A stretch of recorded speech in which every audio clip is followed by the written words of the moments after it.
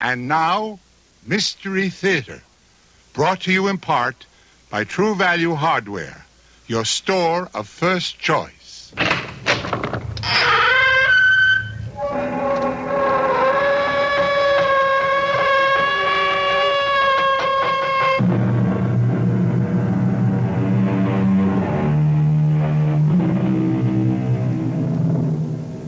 Come in. Welcome. I'm E.G. Marshall. We've been waiting for you. We knew that you'd be back. We know that by now you've discovered there's no fear like the fear you can hear. And we're going to fill your ears with a story about the most basic fear of all, death. We're going to tell you a story about a man who dispenses death the way other men dispense haircuts. A man known in the parlance of the underworld as the Hitman. In case you're unfamiliar with criminal vocabulary, allow me to explain. A hitman is someone hired especially to terminate the life of someone else. He's a killer, Connie. The guy's a hitman, a hired gun. He's come here to kill me. No, he hasn't. Have you, Mr. Derry? Who, me? Now, do I look like that sort of person, Mrs. Breach? You don't look stupid, Mr. Derry. If you were going to kill my husband, you would have done it by now. Why haven't you?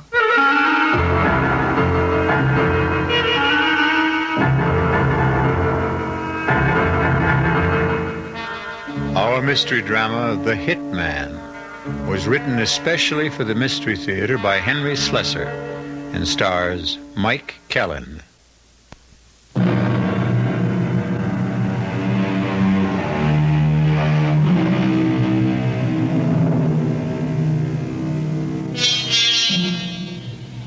Our story begins in a bus terminal of a large eastern city, a place of arrivals and departures. In the crowd, we can see a rather sallow young man searching every face and scowling at his inability to recognize the man he has come to find. But then, he doesn't know what Jim Derry looks like. Jim Derry tries not to make himself too visible a person. Mr. Derry has a very good reason. But now the young man spots someone pulling on a pair of light-colored gloves, and he recognizes the signal, if not the man. Warm day for gloves, ain't it, mister? I got cold hands. Jim Derry?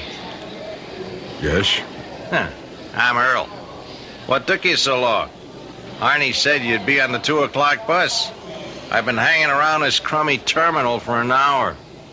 A gypsy told me never to take a 2 o'clock bus. They didn't tell me you were a comedian. What did they tell you about me, Earl? Come on. Arnie's waiting.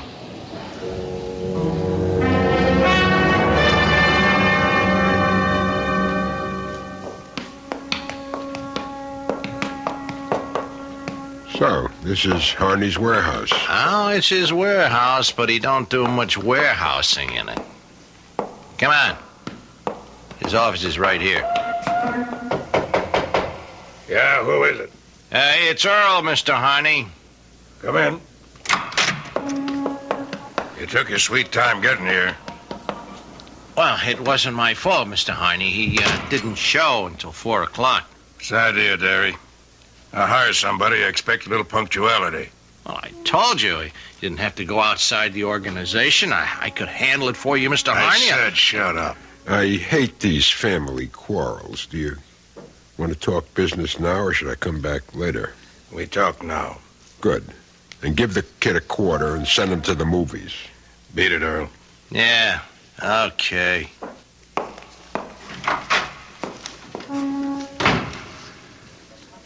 All right, Derry. The family quarrel's over. Now let's talk shop. Okay. My price is $3,000 for the hit. I do good, clean work, pick my own time and place, and never get my clients involved. How does that sound? Sounds fine. This is a private case. Strictly private. Guy named Eddie Breach. Breach used to work for me. Covered the best slice of territory in the city. His receipts were like $5 grand a week. Only they started to drop, understand? 4 one week, 2 the next. Whole thing smelled bad. You don't mean he was a crook? I had him followed. Found out he was making book on his own, setting up his own shop. He was robbing me blind. Who fingers him for me? Earl'll finger him this afternoon.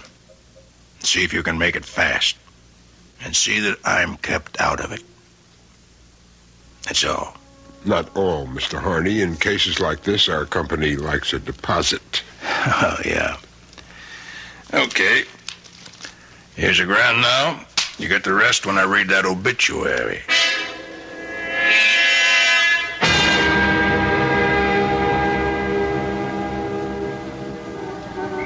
It's almost 6 o'clock. We've been staring at that apartment house for half an hour. Now you know how I felt, Derry, waiting in that bus station. I thought you said Breach should be home by now. Oh, he'll be here. I've been clocking him 3 Fridays in a row. He takes his wife to see the doctor every Friday afternoon, and they get back around now. You didn't tell me he was married. What difference does that make? I just hope he's insured. I like making rich widows. Hey, there's his car. Hand me those binoculars. Don't forget to get a look at his wife. She's worth seeing, even if she is a cripple. What? Look for yourself. A wheelchair? He's taken a wheelchair out of the back. She's got a nice pair of legs. Only they don't move. Paralyzed? That's right. Well, did you get a good look at him? Yes, I got a good look. Let's go.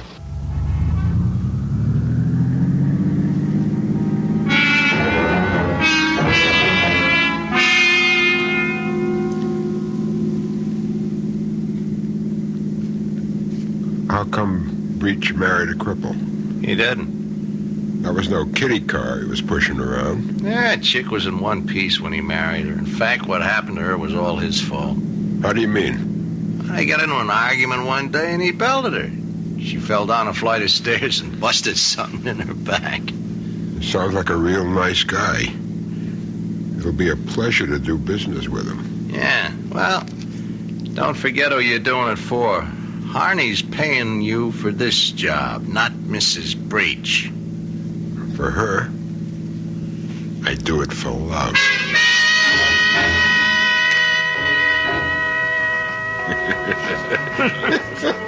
Good afternoon, mister. A lot cooler in here, isn't it? Yeah. It's a refrigerator. What are you having? Making a beer. Right. I just hit this town yesterday. Still haven't found out where the action is. So? A friend of mine told me I might do myself some good here. You know anything about that? Well, it depends upon what kind of action you want. I'm flexible. For instance, I wouldn't mind doing business with a horse or two. I'm a bartender, not a bookie. This friend of mine, he told me a guy hangs around here named Breach. Eddie Breach? That's him. He said Breach might be the firm to do business with. You know him? Yeah, I know Mr. Breach. He's a nice guy. Comes in here sometimes with his wife. His wife? In here? Well, why not? I run a family place here. What's Mrs. Breach like? That woman is really something. She's a cripple, you know, in a wheelchair. But she never beefs about it.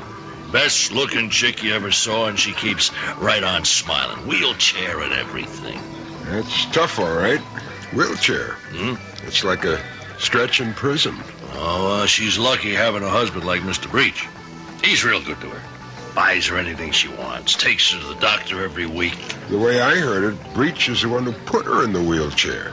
Well, I wouldn't know about that, but he treats her like a queen, I can tell you that. I mean, cripple or not, that is my idea of a happy marriage. Hey, you didn't touch your beer.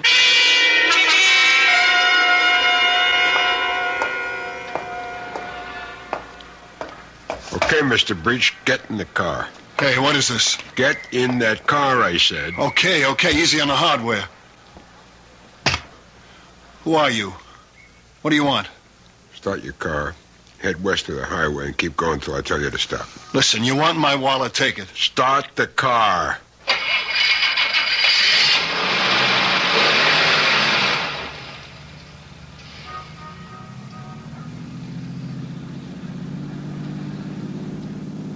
You don't work for Joe Harney, do you?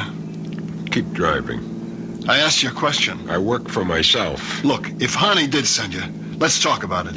I'll pay you twice what he's giving you. Just tell me how much. How do you know Harney wants you dead? Maybe it was your wife. Harney's not the only one who hates your guts. Connie? You're crazy. So that's her name, huh? Connie? She wouldn't do anything like that. She needs me. Needs you for what? To belt her again? Who told you about that? You must have been a pretty brave boy. Slugging a woman. That took guts. I'm trying to make it up to her. For Pete's sake, will you give me a chance to make it up to her? That's why I need that money. That's the only reason. So you did cheat Harney. You admit it? I'd cheat my grandmother if it helped Connie. Keep your eyes on the road, Eddie.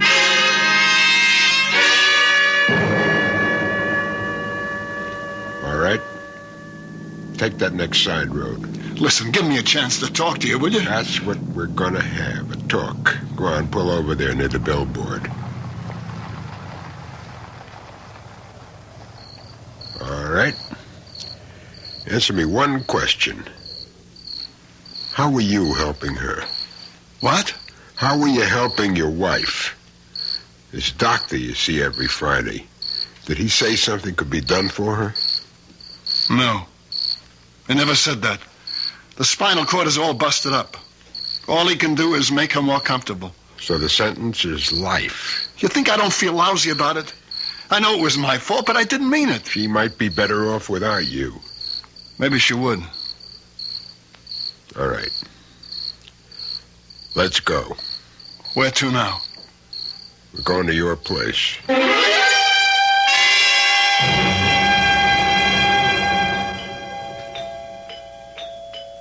Eddie? Yeah, honey, it's me. Oh, you didn't tell me you were bringing anyone here. I decided not to go downtown. I ran into a friend of mine, and we got to talking. My name is Derry, Mrs. Breach. Jim Derry. I'm sorry to bust in on you like this. Oh, but I'm glad you did. Really. I love to see Eddie's friends. We don't do very much entertaining. You got a nice apartment, Mrs. Breach. Well, thank you. I keep it uncluttered so I can scoot around easily in this wheelchair. My track record is 1 minute, 3 seconds from the living room to the bedroom to the kitchen. That's quite a record. Now let me get you a drink. Eddie says I'm the best rolling bartender in town. Watch me. Don't bother, Mrs. Breach. I don't drink. Not on the job, right? Oh, please, let me get you something. You see, I'm grateful to you, Mr. Derry. I was looking forward to a lonely evening when you came along. My husband usually works very late. Honey, you look a little tired. Did you take your pills yet? Oh, I'm fine, Eddie. Stop worrying about me. Please sit down, Mr. Derry. It's such a pleasure to talk to one of Eddie's friends. Now, let's cut this out. He's no friend of mine. I never saw him before in my life. What? Tell her who you work for, Derry. All right. At the moment, I work for a man named Joe Harney. Harney? That's right. And what do you want from us? I want us to sit down and have a talk. I'm already sitting down, Mr. Derry. Joe Harney isn't pleased with your husband, Mrs. Breach. He thinks he cheated him. Cheated him out of a lot of money. Well, I'm sure that's not true. I didn't cheat him. I just went into business for myself. I got a right to go into business for myself. Yes, I know. It's called free enterprise. But just the same, Mr. Harney is very angry. He's not just angry, he's afraid. He's worried that if Eddie gets away with this, he'll set a bad precedent. So he only knows one remedy for the situation. And tonight, this could have been it. A gun. Please. Put that away. He's a killer, Connie. The guy's a hitman, a hired gun. He's come here to kill me. No, he hasn't. Have you, Mr. Derry? Me? Now, do I look like that sort of person, Mrs. Breach? Well, you don't look stupid, Mr. Derry. If you were going to kill my husband, you'd have done it by now. Why haven't you? I'll tell you why. Because he wants a deal. He wants me to pay him more than Harney's paying. Oh, be quiet, Eddie. Your husband isn't thinking straight, Mrs. Breach. It isn't that easy. You think that Harney will be satisfied if I let him live? If I walk off this job, somebody else walks in. This isn't the only gun in the world. He's right, Eddie. Maybe the only way is to give him the money back. There's nothing to give back. You think money stands still in this business? Look, maybe if we left town, went to Mexico or someplace. Harney won't give up that easy. It means too much to him. Well, I'm not staying here. I'm getting out. I'm getting as far away as I can. Eddie. Both of us, Connie. I meant both of us. You expect me to run? In a wheelchair? Maybe Mr. Derry can tell us what to do. I can think of only one thing. Joe Harney wants a dead body. That's what we'll have to give him.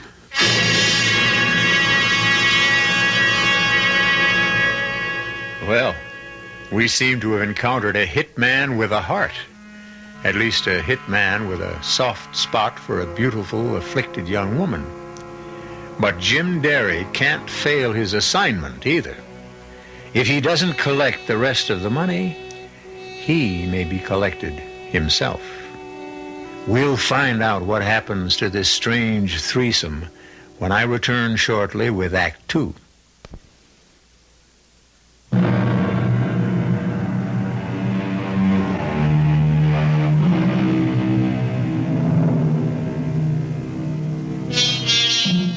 The hired killer of Eddie Breach sits in Mr. Breach's comfortable living room. But the gun which was supposed to have done the deed rests on the coffee table, and Jim Derry paces the carpet and talks to the loving couple about death. It won't be easy, understand? But it's the only idea I got. The only thing that'll satisfy Joe Harney permanently. What do you mean about a dead body? I don't mean yours. I mean somebody else's. A body that could have been yours if the job had been done. A substitute? But how is that possible? There's a way. I have to stick my neck out to do it, and there'll be some expenses. How much? I'll have to let you know.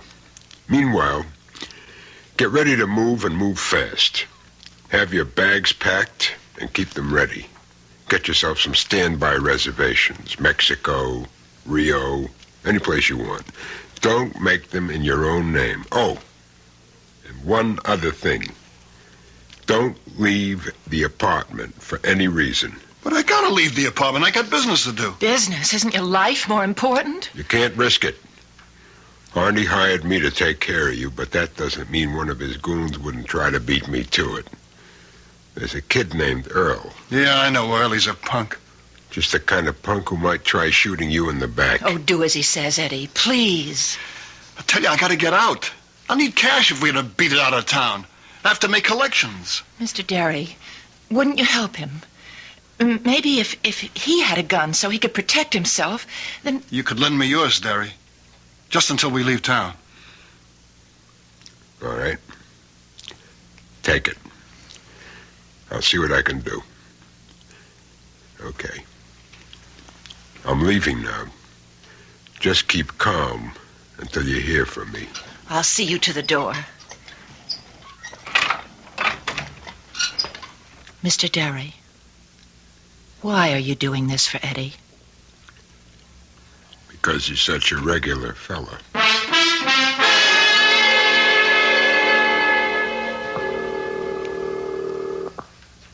Figaro mortuary.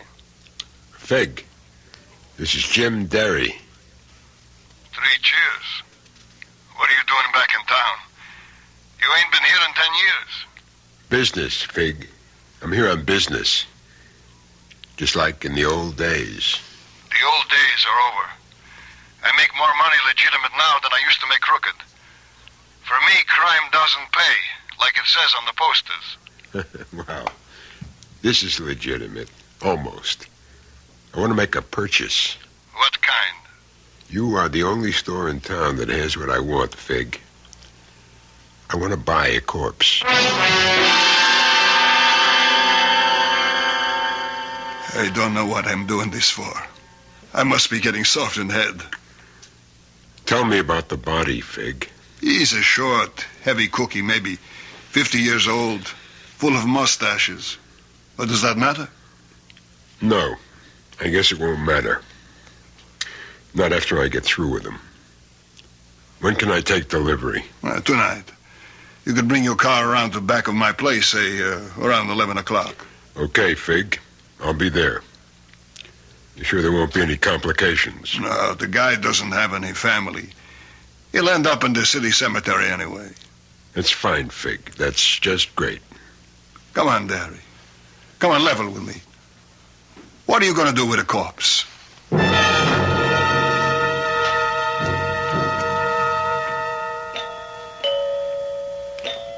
Who is it? It's Jim Derry. Eddie isn't here. He went out on business. Would you rather I came back later? Oh, no, of course not. Eddie should be home any moment. Come on in. He's been out raising money. It's wonderful how many people owe Eddie money. He's like a banker, really. You know what he tells his mother? What? He tells her he's an accountant. She's a sweet old lady. She knows the truth, but she never lets on. And do you know the truth about him?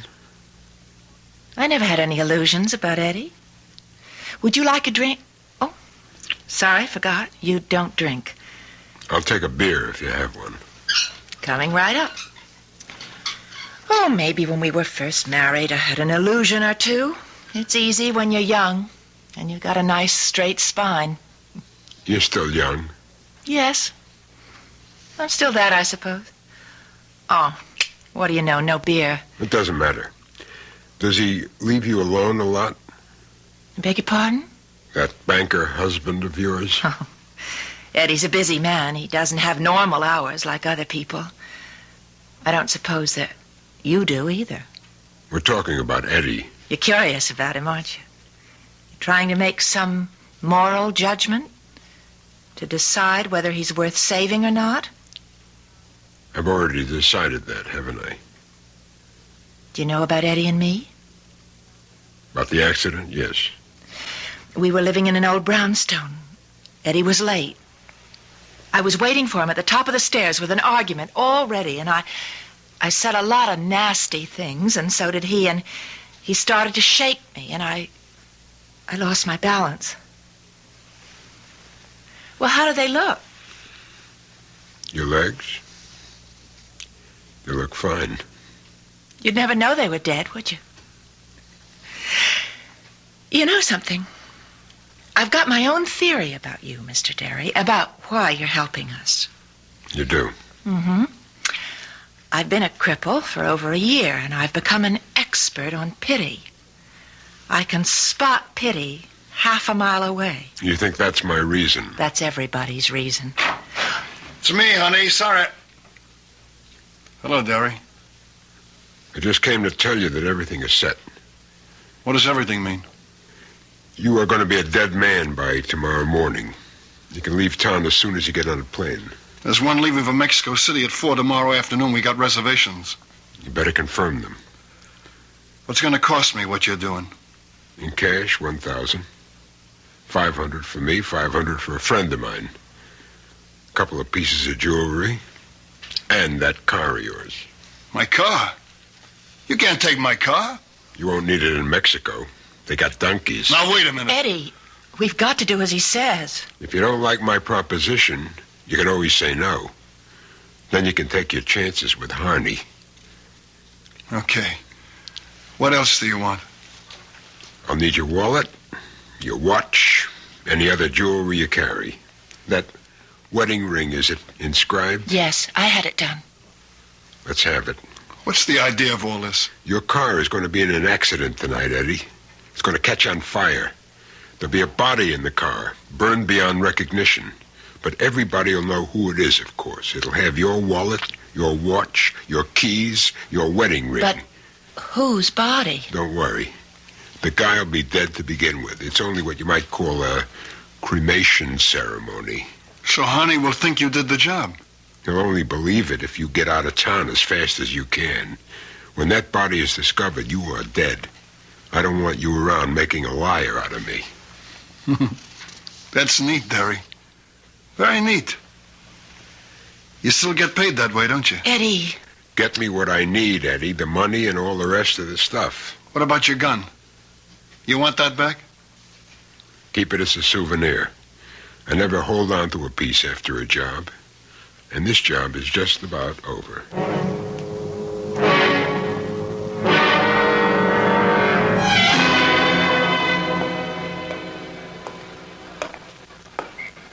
Hey, Derry. What do you want, Earl? Just want to give you a message. Mr. Harney isn't happy. Mr. Harney says he sort of expected some action by now. Tell him to read the contract again. I picked my own time and place. It says so in the small print. I thought you were supposed to be a pro. I would have had Eddie Breach stretched out and buried 2 days ago. I'm sure of it. And Harney's paying you $3,000? I would have done it for half the money. You would have done it for laughs, Earl. You know something? I ought to show him that he didn't need you. I ought to take care of Eddie myself. Harney wouldn't like that. He's liable to spank. So long, Earl. All right, Earl. Hold it. Right there. Hey, what do you guys want? I'm Lieutenant Gear, Police Department. What I want's very simple, Earl. I want you.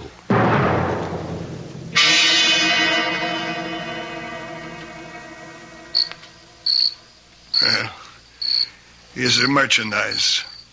Fresh from the freezer. Thanks, Fig. I knew I could count on you. You want to take a look at him? No. He ain't too pretty. I didn't get a chance to do any cosmetic work on him. That won't make the slightest difference. Okay. Let's get him in the car. Where are you taking him, Derry? To the country. Oh, boy. First time I ever heard of taking a stiff for a ride.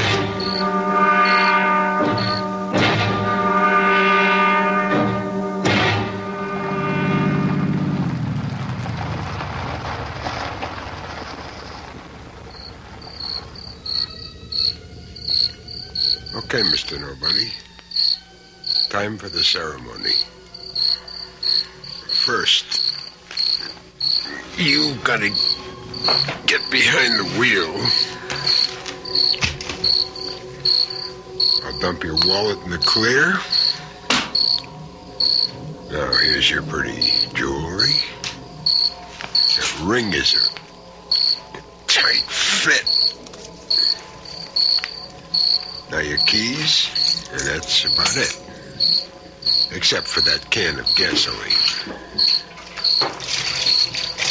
There. That ought to be enough to make it hit the gas tank. Now all I need is a match.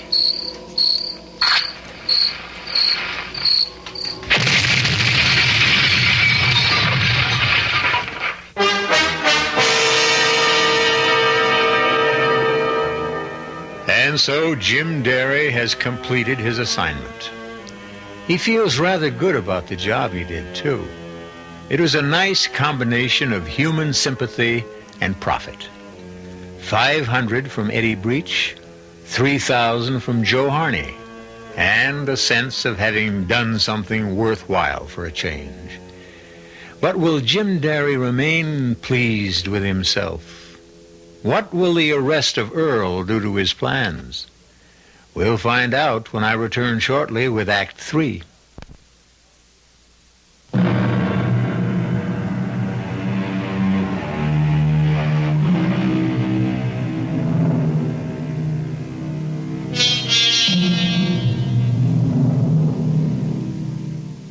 Only one thing remains for Jim Derry to do. He has to make one final call on the man who brought him to town in the first place. He has a good report for Joe Harney. And Joe Harney has $2,000 waiting for him. Yeah? Come in. Oh. So it's you.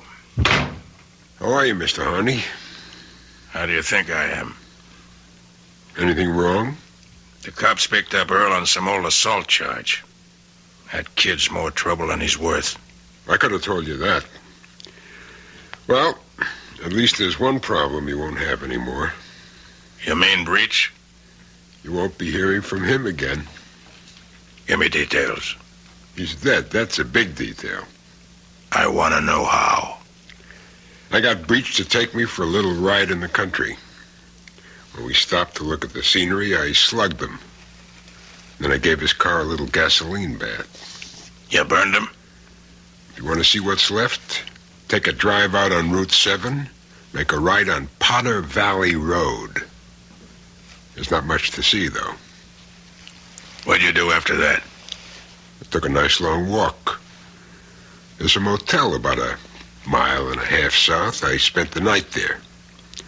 Didn't even get a chance to shave. Huh? Sure it went all right?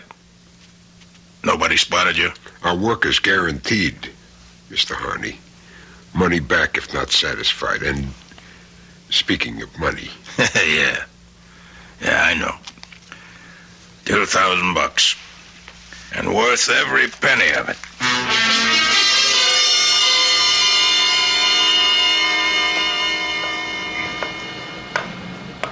Excuse me.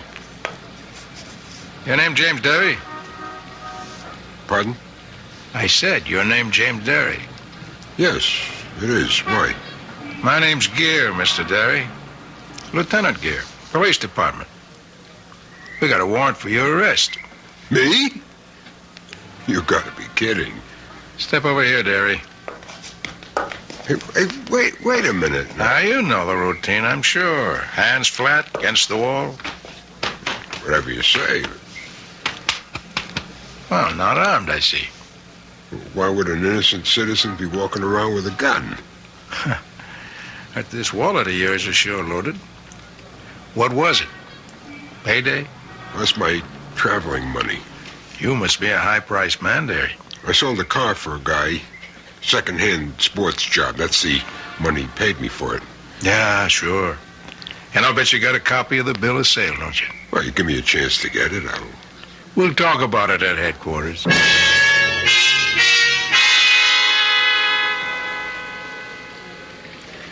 You ever use an alias, Derry? No, what for? You know a man named Joe Harney? I met him once or twice. What'd you talk about? The weather. Now, don't be cute, Derry. We talked about horses. Mr. Harney likes horses a whole lot. Yeah, we know all about that. We also know that Joe Harney paid your way into town a little over a week ago. That right? I can afford my own car fare, Lieutenant. Harney brought you here to do a special piece of work for him, didn't he? Wrong. You see, Derry, there isn't very much we don't know about Joe Harney. For your information, the DA's been lining up a case against him for the last 6 months. You're hard luck that you came into the picture right now. I don't know what you're talking about. Well, maybe I can make it a little clearer. I got something I want to read to you. It's a statement from somebody you may know. Now, here it is. Listen carefully. This guy, Derry, arrived last Friday. He was brought in by Harney to cool a guy named Eddie Breach. Breach once worked for Harney, but then he got to taking bets on his own book. And that made Harney sore, so he decided to kill him. Derry's price for the job was $3 grand. Derry was staying at a hotel called the Gracie. He didn't tell Harney how he planned to kill Breach. Well, how does that sound to you, Derry? Like a fairy tale. Is it true or not? It's junk. They shouldn't make up junk like that. It's a statement we got last night by somebody who worked for Harney for the last 2 years. You know who I'm talking about? No. His name's Earl Clifford. We picked him up in an old charge, one that could have sent him to the joint for a good 10 years. He's willing to turn state's evidence in the hope of getting a lighter rap. He probably will. I never heard of Earl Clifford. You can help yourself the same way, Derry. You can help by telling the truth. I am telling the truth. We want to know why you killed Eddie Breach. Lieutenant, have you got the time? What? What time is it? 4:30. 4:30, that's what I make it to. And how is the weather out? Still warm and sunny. Good flying weather, huh? All right, what's the joke, Derry? The joke is over. I'm ready to tell you what I know, just as soon as I get a cup of coffee.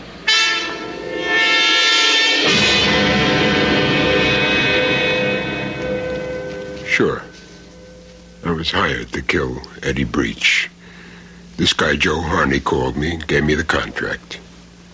I don't know why he picked me. I never did that kind of work before. Sure, Derry. We know. Your hands are nice and clean. Anyway, I came to see Harney. He told me the setup. Seemed this guy Breach has been jabbing him for money, and he wanted him dead. Well, I said I'd do it. I see. Only I didn't mean it, Lieutenant. I'm no killer. Like you said, I'm clean. No record, nothing. No convictions, no. You know what I did? I went straight to Breach. I told him the whole story. Him and his wife. She's a cripple, you see, in a wheelchair. I felt sorry for her. For both of them. We know about Mrs. Breach's condition. Go on. I said I wouldn't do them any harm, but that didn't mean that they were safe. Harney would just hire somebody else to do the work. That was very nice of you. I wanted to help them, Lieutenant. I told them the only thing was to make it look as if Breach was killed. I said I could arrange the whole thing for them. And that's what you did? Yes. I got a body. A dead body from a funeral parlor I know. I put the body in Breach's car. I drove it out on Route 6, parked it on a side road called Potter Valley. I doused the car with gasoline. I set it on fire. You'll find Breach's watch and ring on that body. The wallet is in the grass someplace. Only the body isn't Eddie Breach's. Well. That's quite a story, all right. It's the truth. You send your boys out on Potter Valley Road. We don't have to do that, Derry. We've already found Breach's car. Well, swell, then you know I'm telling the truth. I mean, you got experts. They won't be fooled by a fake corpse. The guy was almost twice Breach's age. He was heavier, shorter. Tell me honestly, Derry. You did all this because you felt sorry for the guy? Yes. Look, I'm not saying he was an angel. He beat up his wife once. He made a cripple out of her. Only now, he's trying to help her. That's why he cheated Harney in the first place, to help his wife. A real sweet guy, huh? Well, Derry, too bad it isn't true. What do you mean? Oh, Eddie was responsible for his wife's injury. We know that. Sure, he knocked her down a flight of stairs. But you know why? They had an argument about coming home late. Oh, no. They had an argument about a woman. She caught him in the apartment with a girl named Louise something. She didn't tell me that. And Breach didn't give up Louise after that either. He's been cheating on his wife ever since. The fact that she was in a wheelchair only made it easier. No. I never knew about that. But his wife knew, Derry. What? That was the tough part. Connie Breach knew all about it. And there was nothing she could do. Just had to sit there in that wheelchair and let him do whatever he pleased. That's your good friend, sweet Eddie Breach. Well, she said she didn't have any illusions about him. She knew what he was.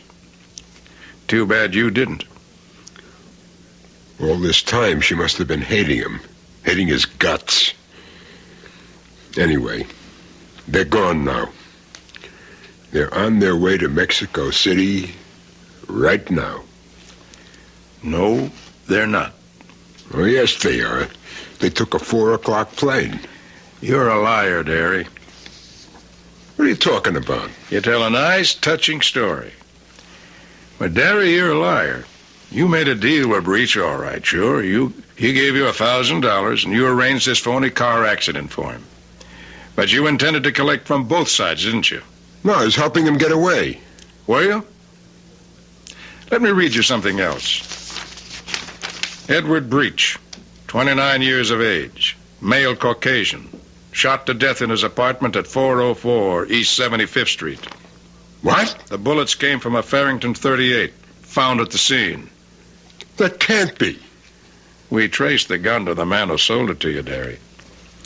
He can describe you to a T. Hey, wait a minute. That's how you got that $3,000 from Joe Harney, by doing the job you were hired to do. That's a lie. Breach took that plane, I tell you. He is on the plane. He's in the morgue, Derry, where you put him. It can't be true. All right, Derry. I see you need a lot of convincing. Sam, send in Mrs. Breach. Connie is here? Right outside. Come in, Mrs. Breach. Are you sure it's... It's all right. Please come in. Well, they didn't tell me that Mr. Derry would be here. I'm really sorry to do this, Mrs. Breach, but it's really quite necessary. I want you to repeat exactly what you told me. Yes. All right. I was in my bedroom last night around 7:30. I heard the doorbell ring, and my husband answered it. Eddie was always having visitors at all hours, so I didn't think anything of it, and then I heard 2 shots.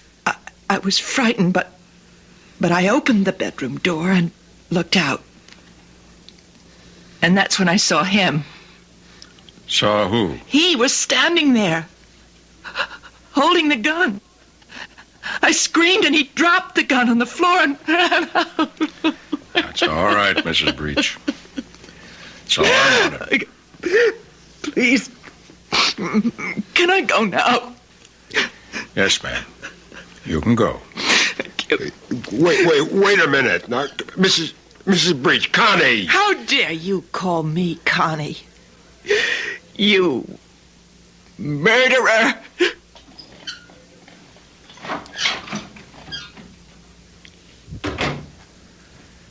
That was your mistake, Derry. You should have killed her, too. You were just too soft-hearted. Or maybe just forgetful, Lieutenant. About what? What they say about the female of the species.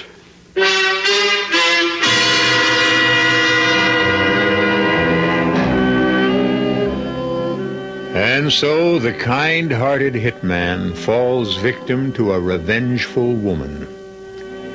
We can only hope that justice finally triumphed, that Lieutenant Gere eventually realized the truth about what happened in that apartment on East 75th Street. Although, who's to say that Mrs. Edward Breach isn't already in a prison of her own contrivance? I'll be back shortly.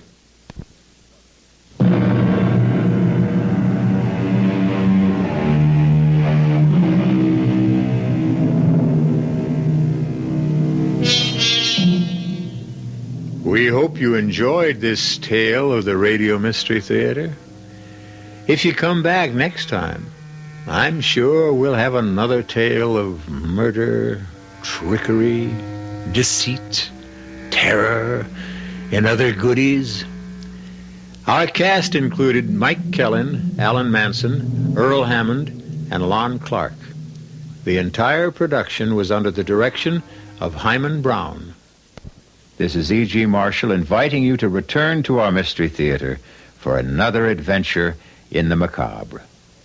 Until next time, pleasant dreams.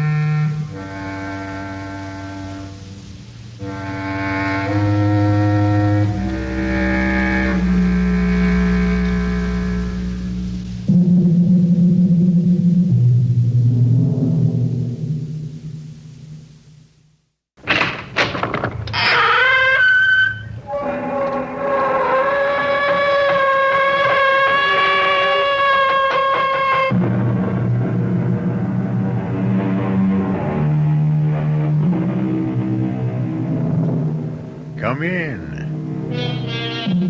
Welcome. I'm E.G. Marshall.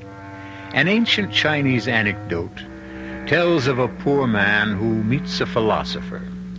The poor man begs for charity. The philosopher says, "Look at that pebble." He points to a tiny stone. The stone turns to gold. The poor man says, "May I have something bigger?" The philosopher points to a rock, and it too turns to gold. The poor man again asks for something bigger. The philosopher points to a mountain. The entire mountain turns to gold. The poor man is still unhappy. Finally, the philosopher asks, "What do you want?"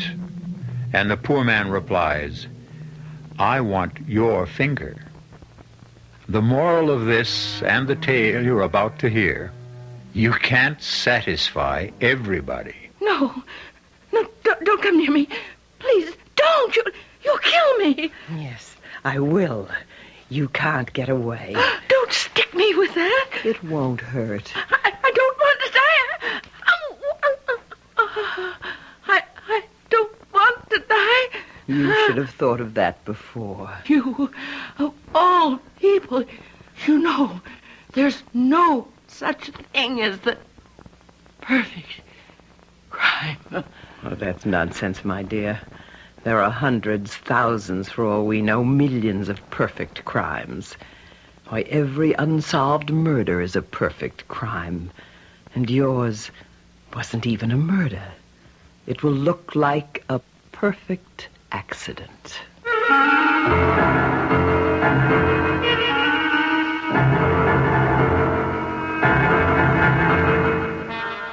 Our mystery drama, I Thought You Were Dead, was written especially for the Mystery Theater by Sam Dan and stars Arlene Francis.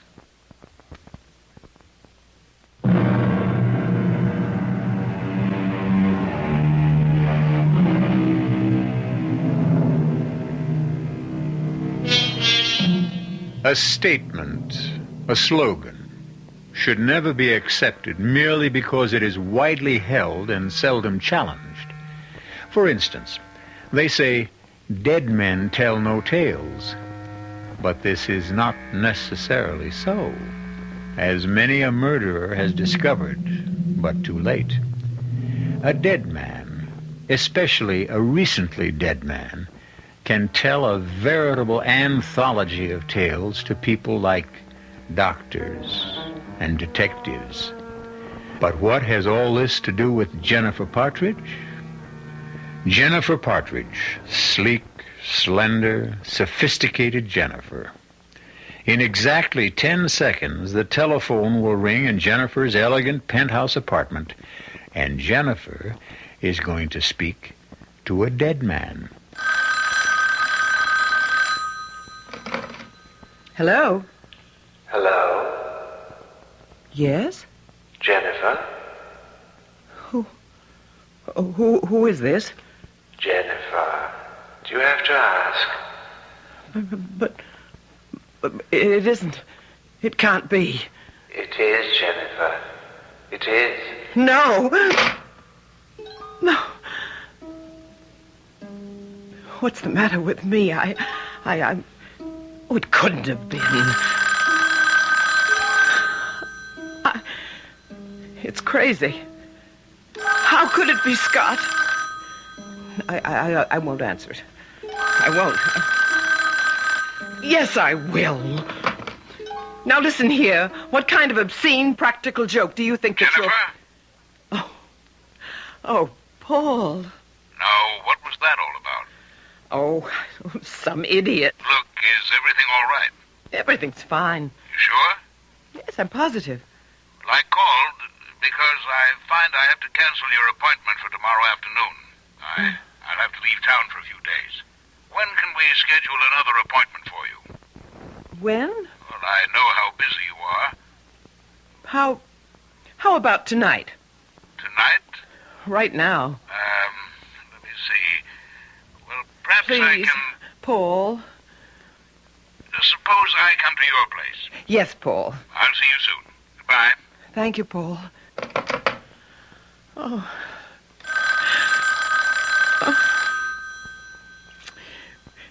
The best thing is not to answer. Oh, Martin. Martin was supposed to call at 7:30. Yes, it must be Martin. Hello, Martin. Hello? So, it's Martin. See here. Whoever you are. You know who I am. Martin's a moron. Yes, he's rich, but he's a moron. Do you mean you actually murdered me for Martin? You did, you know. I didn't murder you. Oh, that voice. The tremor in that golden voice. I can almost see the teardrops beginning to well in the corners. Who are you? What do you want? I'm Scott. I'm your husband. And your place is with me. But you're dead. Exactly. Exactly.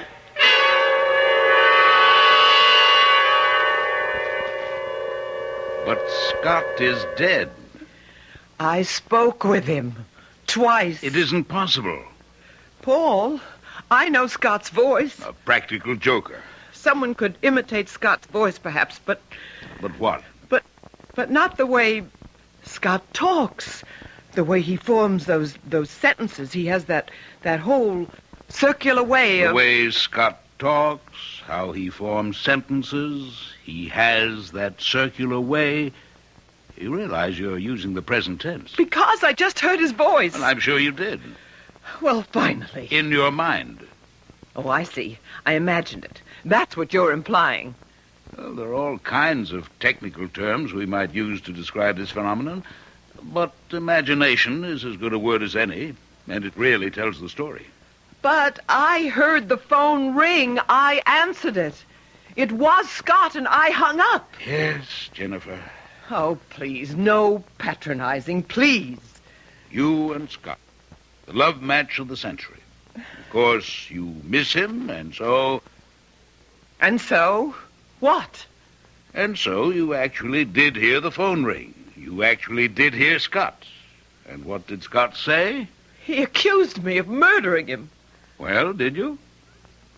Did I what? Do you think you murdered Scott? You were there when Scott was killed. You know how Scott was killed. How can you ask if I killed him? I didn't ask you if you killed him. I asked you if you think you killed him. It was an accident. I wasn't even there. That's not the issue. Perhaps you're thinking if you had been more diligent, more devoted, Scott might not have been there either. I am trying to tell you, Paul. Did the better one die? Now, in the year that Scott's been dead, how many stories have you sold? Well, I haven't really been trying to... Before you married Scott and began the famous Scott and Jennifer Partridge collaboration, how many stories had you ever sold on your own? Well, I'm having it's a case of block. Writer's block. It happens now and then. But you are writing. And Martin tells me he's having trouble. Editors complain something seems to be missing. People are starting to talk. Was Scott the real creative talent of the team? It's a lie. Now, you may be one of America's top psychiatrists, but you are still a male chauvinist. You consider the fact of a man and woman writing team, and what is your automatic reaction? The man is the one who is the true talent. I'm only trying to tell you... Never mind that just now. Let's consider what I'm trying to tell you. Yes? I'm trying to tell you I heard Scott's voice on the telephone. Scott called me on the telephone. And I'm trying to tell you why you think... Well, who could that be? Now, go ahead, answer it. Hello? Hello. Doing anything, Jennifer? I thought we'd chat. Just a minute. Paul, it's Scott. Pick up the extension. You'll see it's Scott.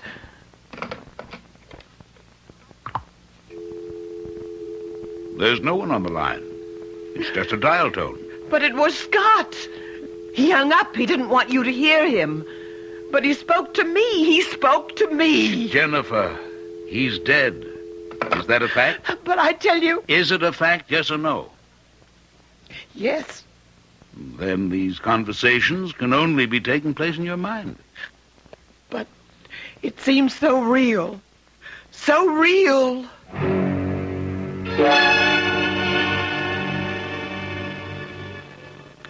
He looked deep into her eyes, into those smoldering, passionate eyes, and he knew.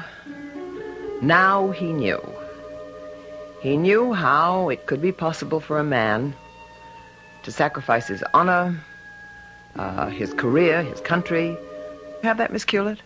Yes, Mrs. Partridge. Would you please read it back? He looked deep into her eyes, into those smoldering, passionate... Wait. The whole passage, it sounds familiar. It sounds as if... Yes, Mrs. Partridge, now that you mention it... Why should it sound familiar? You and Mr. Partridge had written that same paragraph 5 years ago in Dead Man's Marriage. Oh, yes. Yes, that's right. I simply have to get away from eyes. That was Scott's trick. May I come in? Absolutely not. I'm working. How's it coming? Splendidly. Level with me?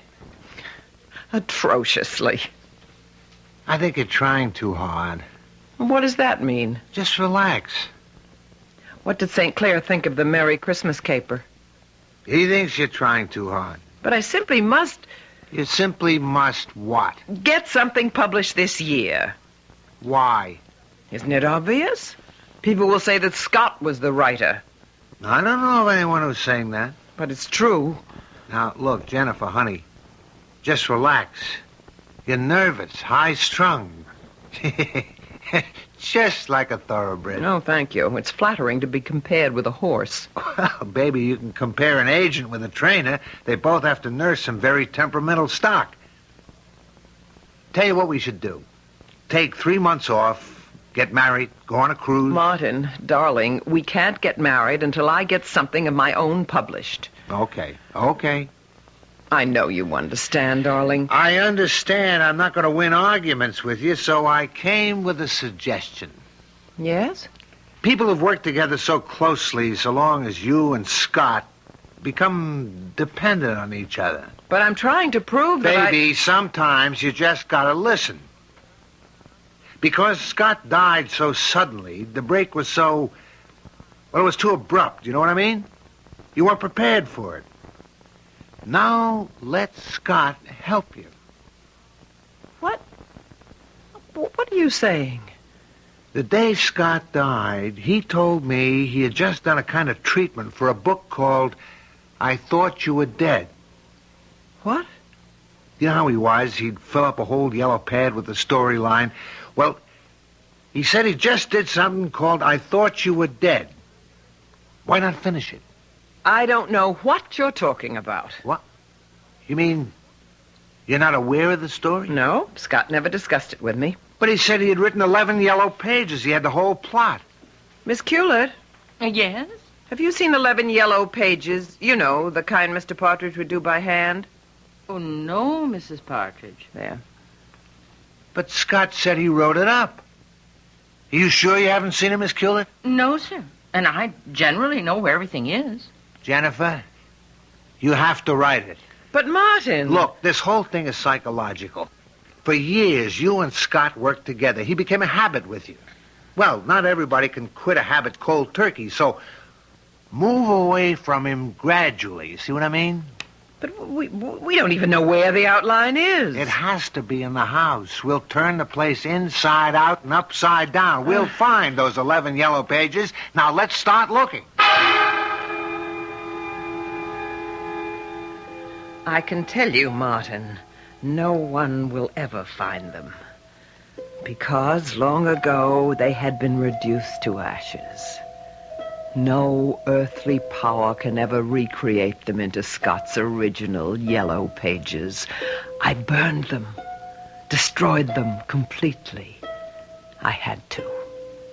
Because otherwise, people might discover How I Murdered Scott.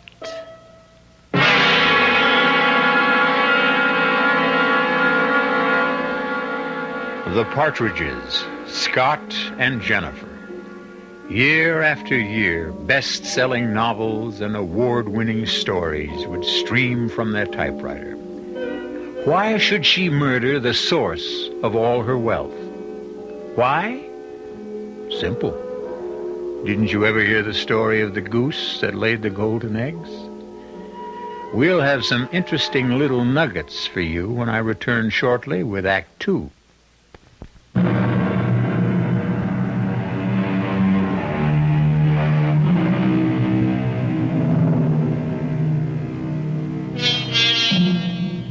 Yesterday, the phone rang, and Jennifer Partridge answered it. It was her husband, Scott.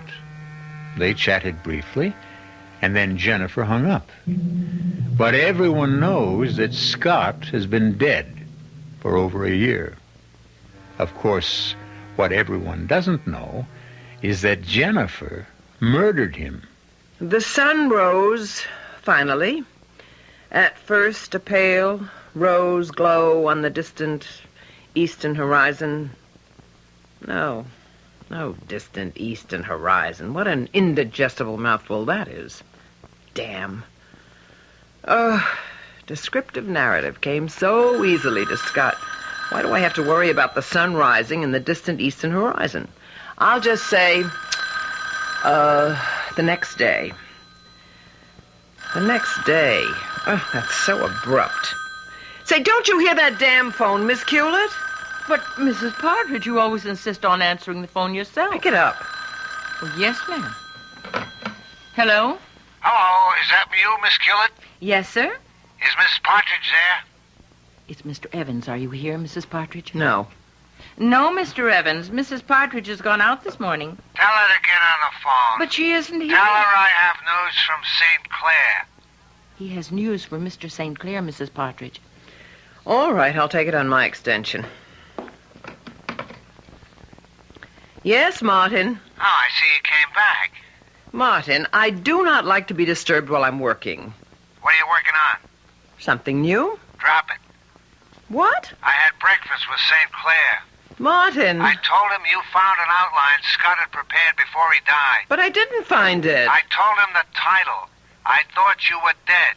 St. Clair flipped. But I don't know anything he insists about on signing it. a contract. But, He's been on the phone to the West Coast. How do I know? Go ahead, ask me. Martin, you must listen. I already got a call from one studio, and you know what time it is out there? 7 o'clock in the morning. Martin, I haven't found the story. Honey, you find it. The bidding has begun, and it's already gone past $1 million.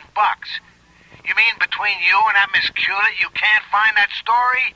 Drop what you're doing and look. But you'll find those 11 pages. Martin. Oh, Martin. I've looked everywhere, Mrs. Partridge, but I was unable to Yes, find... well, we'll just have to keep at it. Now, where were we? Oh, the opening paragraph, the sun rose. No, make that the next day. I don't know. I'm in no mood to... I can tell this is going to be one of those mornings.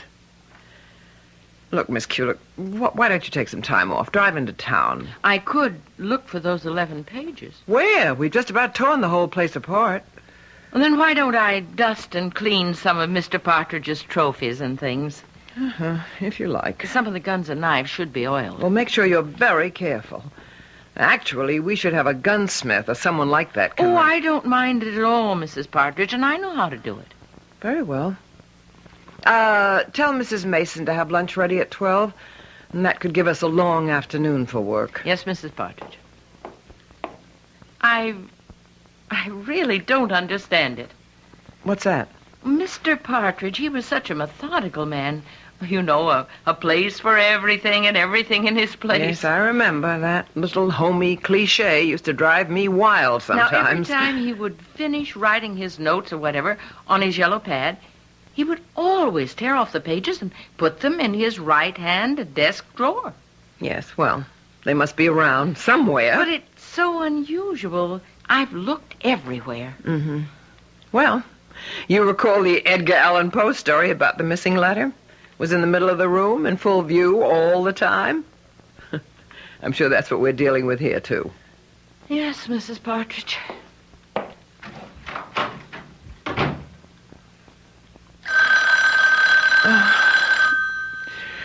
Oh, all right. All right. I'm not afraid. Hello? Hello, darling. Scott? Yes, darling. It's Scott.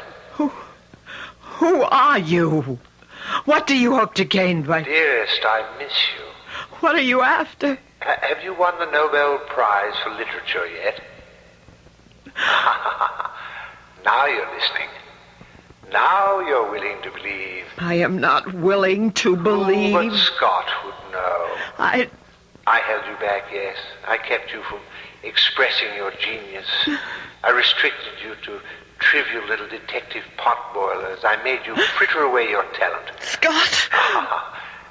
Well, express yourself.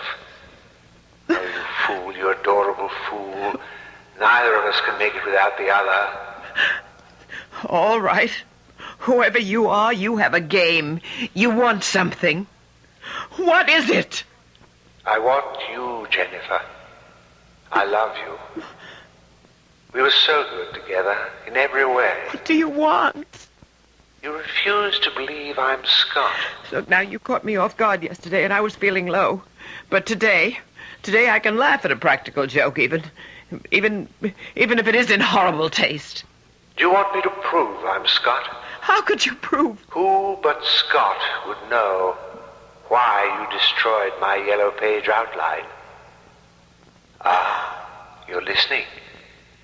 You're listening now, aren't you? I don't even know. I don't know what outline you're talking about. How she kills her husband. And I left it lying around. I didn't think you'd use it to kill me. But I didn't. Well, it doesn't matter now, darling. It doesn't matter. I've already forgiven you. We need each other. We're incomplete apart. I can't come to you. No. Therefore, you must come to me. I didn't kill you. Must I tell you how you killed me? No. Perhaps I'd better. No. You seem to have forgotten. Please. That morning, I had a date to go duck hunting with Paul and Martin and... No, don't. And I took the 12 gauge and... No. No.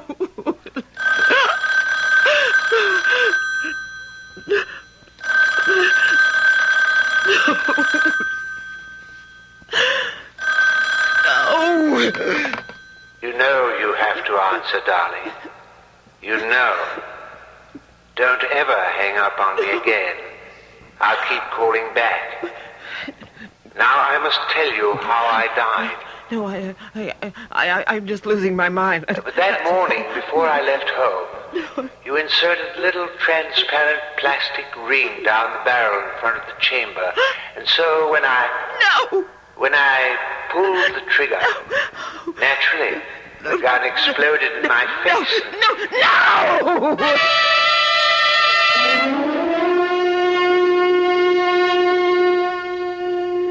Miss Hewlett found you lying on the floor. Oh, it's Scott, Paul, I tell you. It's Scott. Jennifer, I think you need a rest. Of course I do, but that won't solve the problem. Now, please, stop fighting me. I can't indulge you in this childish fantasy. But let me tell you why it is Scott. Just listen. Not only is it Scott's voice, which an actor can imitate, but it is Scott's diction, his idiom. Also well known from Scott's writing and broadcasts. But there are things that were known only to Scott and me. How we felt about our writing and the quarrels that we had, and even... Yes? Even an outline that no one else could know about. Well, I knew about it. Scott mentioned it to me and to Martin that morning. Well, you too. You were the only ones who knew. All right, Jennifer. Let's face it. These conversations, they really are taking place, but in your mind. Paul, you simply have to believe that Scott is on the telephone. Guilt and remorse. First, you thought Scott was holding you back, getting a free ride on your talent. I never said... You're talking to me, Jennifer. You wanted to be free of him. An accident happened. Scott was killed. Your wish came true. I never wanted Scott to Not be killed. consciously. Never. But when he died, that wish did come true. But you were wrong. You can't work without Scott. But I spoke to Scott. I'll tell you who's on the end of that phone. I'll tell you to whom you're speaking. To your guilty conscience. Admit it. And then face it and fight it. I can write without Scott. You believe it, don't you, Paul? I mean, you do. You believe it? Of course you can. But you can't work here, not in this house. Why? This isn't a home, it's a museum. Every room is dedicated to Scott. Yeah. Weapons, souvenirs, pictures. Scott always insisted on having the things he wrote about in front of us all the time. If we were going to poison someone, we'd have that bottle in front of us with the poison in it, and we'd fill the bottle and we'd make it mean something dynamic. And that's why we have all these things, all these spears and these knives and these guns and everything. I agree. Realism is great. But get rid of everything in this house that you can associate with Scott. See, I still love Scott. Clear the house of all this junk. But how can I part with the things that have... You'll never be free of Scott as long as everything around you reminds you of Scott. Oh. Well, maybe, Paul. You may just have something. Another thing. You might get rid of Miss Culet. Miss Culet? But she's a perfect gem. She's one of the reasons you're trying too hard. Miss Culet?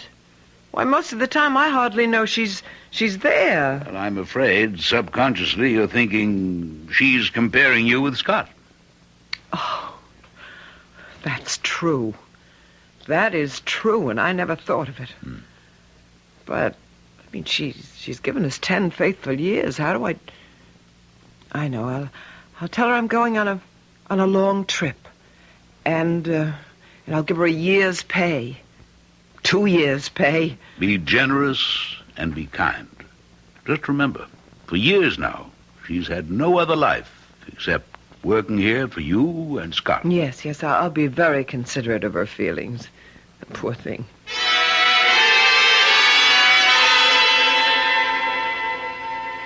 And so it might very well be a year before I come back, Miss Culet. I understand, Mrs. Partridge. And if you should like to, go to work again soon, why, Mr. Evans knows of a great many interesting openings. Oh, that would be very kind of him. I'll miss you very much. No, ma'am, you won't miss me too much. I mean that, Miss Culet. You won't miss me, because I'm not going anywhere. What did you say? Oh, I believe you heard what I said, Mrs. Partridge. I have no intention of leaving this house.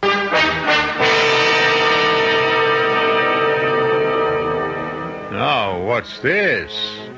What makes Miss Culet think her employer can't fire her? To say I have no intention of leaving this house. Meek, Miss Culet? We will have to hear some more from Miss Culet before we can properly evaluate this latest development. And we shall, when I return shortly with Act 3.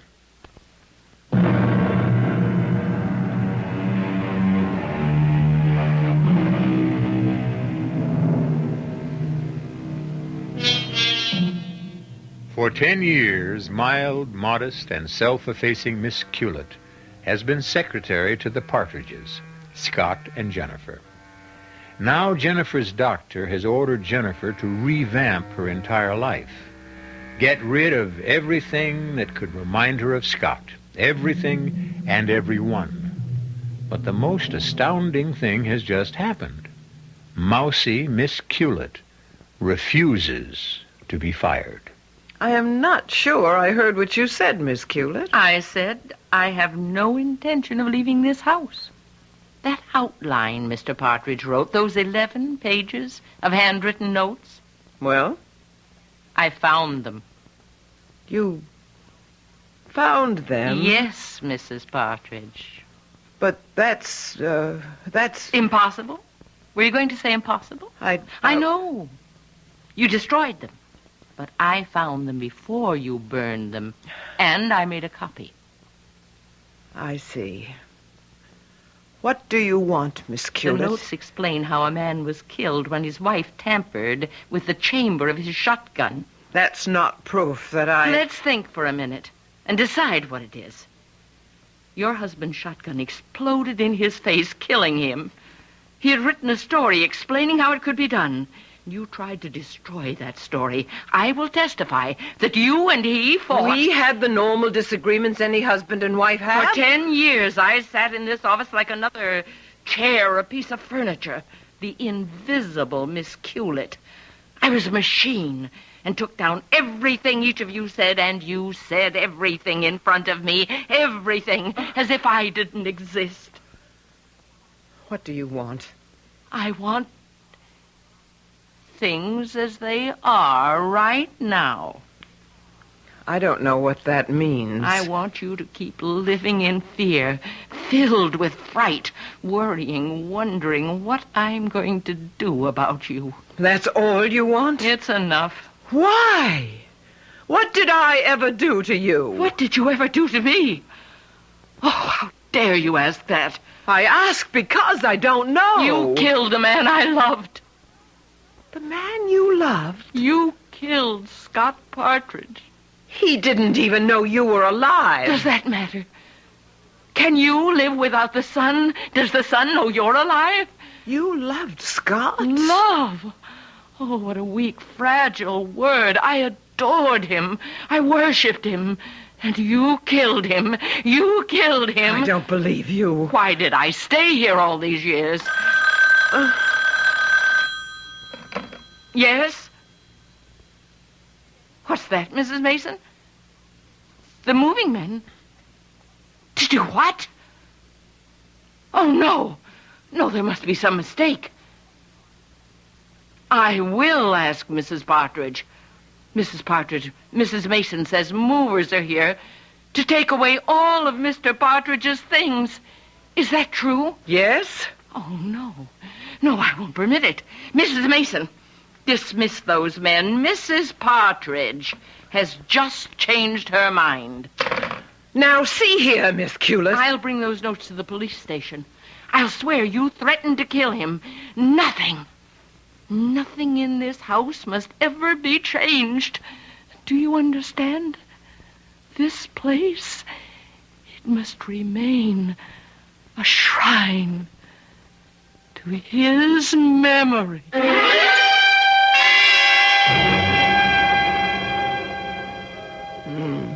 No. No, I don't care. I know I'm better. I was always better. I'll kill her. I'll kill her too. No, don't ring. No, I won't answer. No, I won't. I won't answer. Jennifer. Hello. No, Jennifer. No, you're not. No, you're not. Jennifer, wake up. You're not. Jennifer, wake up. No. Oh, Paul. You were having a nightmare. Oh. No, I was trying to put some notes together, and I just must have fallen asleep. But what are you doing here? Well, I happened to be in the neighborhood. I thought I'd stop in and check on you. Now, Jennifer, what's the meaning of all this? All what? Well, I thought we'd agreed to transform this house from a museum, from a memorial to Scott, into a home for you. Well, and Miss Culet. She's downstairs cleaning a revolver. Why is she still here? Because. Yes, because? Because that's how I want it. Something's not right. The way Miss Culet smiled at me when I came in here today. Yes, Miss Hewlett. As if she knows something. But that's not what I find strange. Miss Hewlett. Miss Hewlett. Hidden facets in Miss Hewlett. It's not so much that I noticed the smile. It's not the fact... It's the fact that I noticed Miss Hewlett. That's it. I noticed Miss Hewlett. Jennifer, why didn't you fire her? Because I choose to keep her. There's something about that woman. I'll deal with Miss Hewlett. What does that mean? Let me go back to work. Jennifer, the wastebasket is overflowing. I'm going to keep trying. Well, try to analyze your problem. What's blocking you? Do what Scott would do. Don't you dare mention his name. Learn from Scott. When faced with a problem, how would Scott approach it? Scott would say 3 magic words. And what were they? Who, why, how. Who, why, how.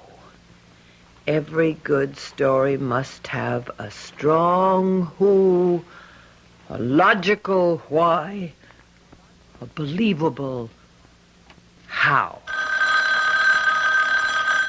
That's the telephone. Shall I answer it? No. Because if you answer, there'll be no one on the other end. Let me. Hello? Hello, darling. Scott. Jennifer, it can't be Scott. How's the writing coming, darling? Who, why, how? Jennifer, you know the how. It's Scott's voice on the phone. Now discover the who and the why. The who and the why. What was that, darling? The who and the why. You remember who, why, and how, don't you, Scott? Dearest, I don't remember. Dearest, you are a phony. And the little game is over. And it nearly destroyed my mind. But no more.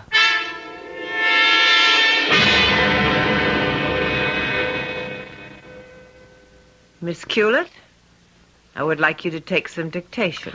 I found another outline Mr. Partridge had done some time ago. Oh? Are you ready?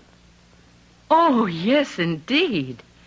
He calls this, If I loved you twice as much, you'd be half as dead. Oh, poor darling Mr. Partridge. He would always begin every treatment with a joke. Now he sets it up. Husband, wife, secretary. Secretary idolizes husband. Husband idolizes wife. Wife hates husband. Wife murders husband. Are you getting all this? Oh, yes, yes. Secretary decides to drive wife insane. Secretary hires actor to impersonate husband's voice on phone. He wrote that? Secretary knows all the inside, intimate details of husband-wife relationship. Coaches actor so he can sound authentic. Yes. Wife believes actor is husband until... Until what? Don't you know? How would I know?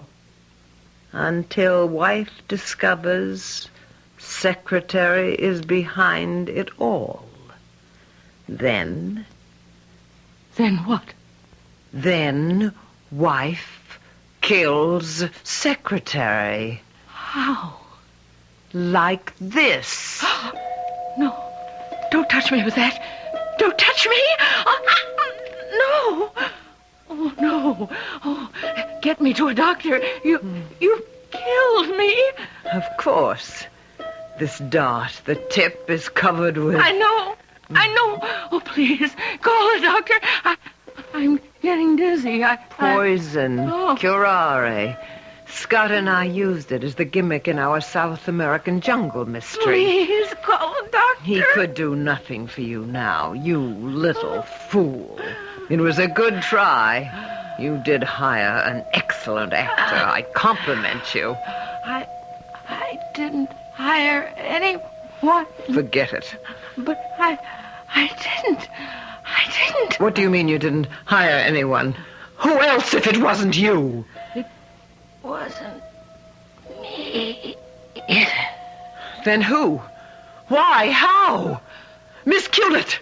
Miss Hewlett! Answer me!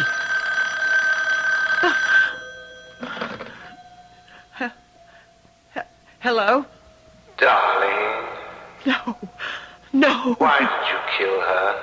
Poor thing. Oh, please. Who are you? Who else could I be? Scott? Scott! Darling, you killed so quickly for such trivial reasons. Poor girl, she'd have done you no harm. Me? Couldn't you be generous enough to share part of the fame with me? Scott, if I could only do it over again. You'd do everything the same way. It's how you're made. Scott, what's going to happen to me? You can't make it on your own, sweetheart. You need me. Scott, I need you so badly.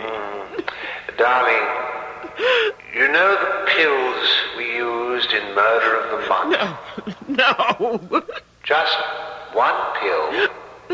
You'll go quickly, easily, no pain. You'll just fall quietly, pleasantly asleep. I'm afraid. Ah, but I'll be with you. Now put the phone down. You'll still hear my voice. Yes. The bottle is on the shelf. That's right. Open it. Fine. Take one pill, one smooth little red-coated pill. Now place it in your mouth. That's a fine peppermint taste. So refreshing. Now, sit in the easy chair.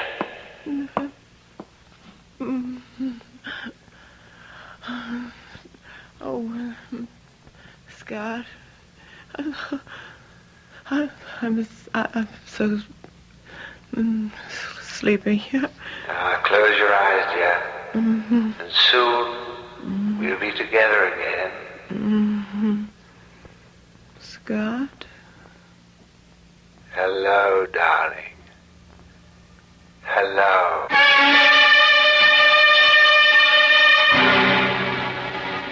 And hopefully they are together again. Not just the two of them, but the three of them. After all, they need Miss Hewlett, too. And they're probably writing mysteries upstairs for the heavenly version of Mystery Theater. So when you go to your just reward, you won't have to miss your favorite program.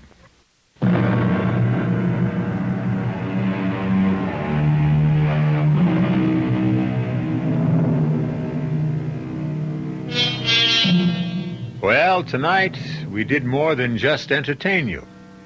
We also taught you one of the tricks of the trade.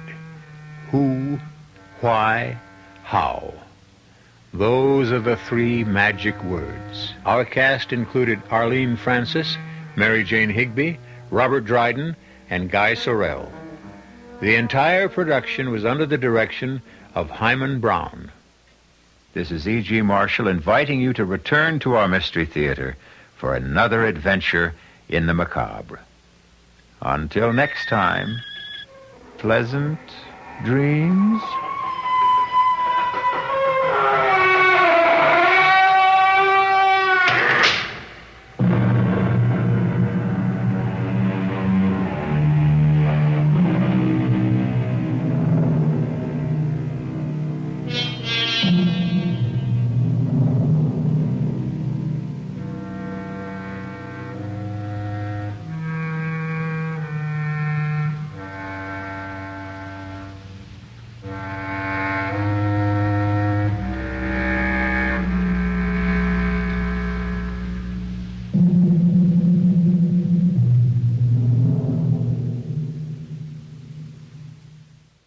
And now, Mystery Theater, brought to you in part by True Value Hardware, your store of first choice.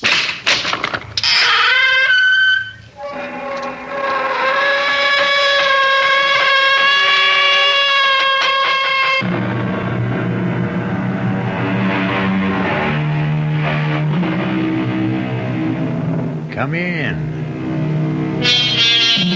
Welcome. I'm E.G. Marshall. Welcome to the wonders of your own imagination. For although I am about to tell you a horror story, it is really your imagination that will bring it to life for you. I shouldn't even say I will tell it, for it's really the story of Edward Somerset, as recounted in his private journal dated London, 1874. A truly harrowing account of what took place at Moorland Manor. There'll be no need for me to enter the crypt, I trust. I don't believe so. Edward? No. The will merely states that the coffin was to be left open for a week and food and water left nearby. The master was always afraid of being buried alive. Deathly afraid. As many are. It's an all too common occurrence in these times. But no, you needn't enter the crypt, Hobbs. Miss Trezilian must do that. And I must accompany her. The will demands it.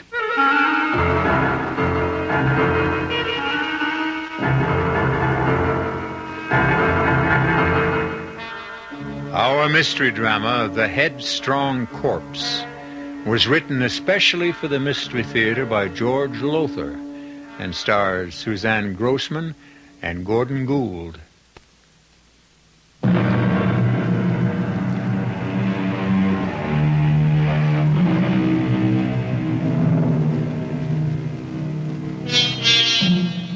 As you may know, it's a custom of mine, a hobby, if you will, to read old diaries and journals, the accounts of lives written down by people long since dead and in their graves.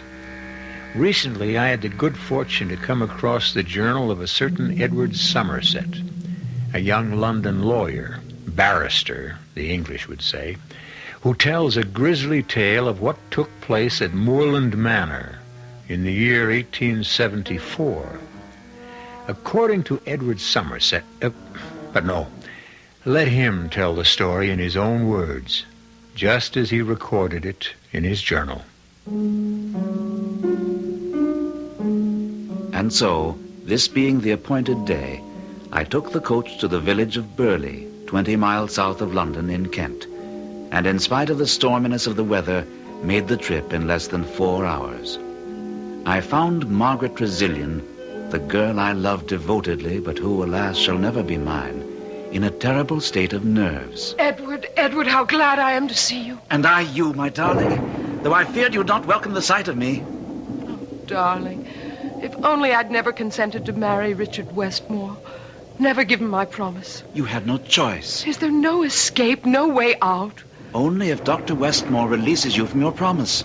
Rescinds the marriage contract you and your father signed. He'll never release me. In fact, he's coming for the weekend. He'll be here this evening to set the date for our marriage. Perhaps if I were to have a talk with him. Now, what's all that? Hobbs and Mrs. Murchison having another of their quarrels. Mr. Hobbs, is that? Oh, no, it isn't, Mrs. Murchison. By no means is Oh, it. we'll see, Mr. Hobbs. We'll see. Miss. What is it now, Mrs. Murchison? Since we buried my father a week ago, you and Hobbs have quarreled without let-up. What is it this time? It's him and his lofty airs. That's what it is. Sir Simon was hardly cold in his coffin before Hobbs began lording it over me and the other servants. Now your father is dead, he seems to feel he's in charge. I am. That's the way Sir Simon would have wanted it. Oh, begging your pardon, miss, but as you know, I was butler and personal servant to your father before you were born. I've been with this family many years, most of my life, in fact. Whatever this disagreement between you and Mrs. Murchison may be, we'll discuss it another time. At the moment, we must go to the crypt. Fetch a lantern so you can light the way. Well, why do you stand there? Oh, there'll be no need for me to enter the crypt, I trust. I don't believe so. Edward? No. The will merely states that the coffin was to be left open for a week and food and water left nearby. The master was always afraid of being buried alive. Deathly afraid. As many are. It's an all too common occurrence. But no, you needn't enter the crypt, Hobbs. Miss Trezilian must do that.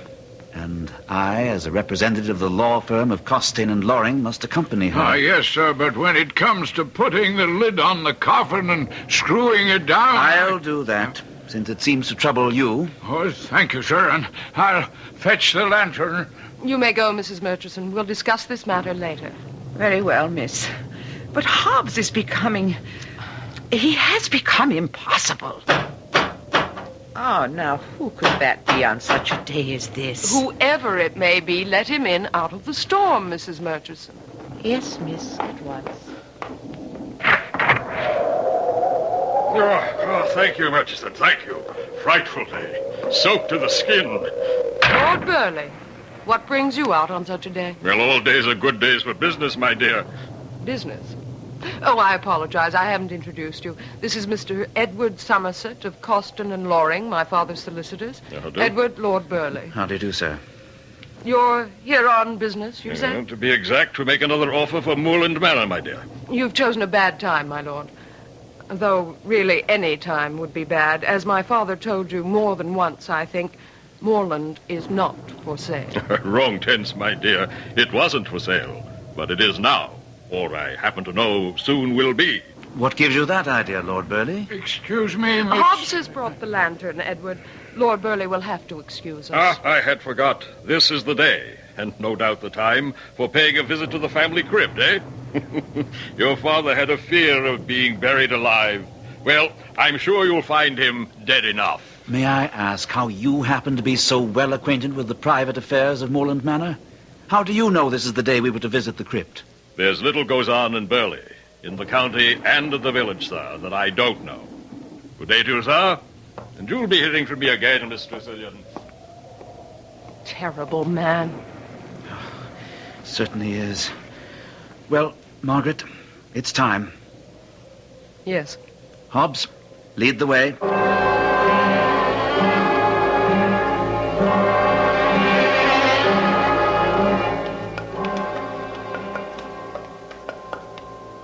Here we are.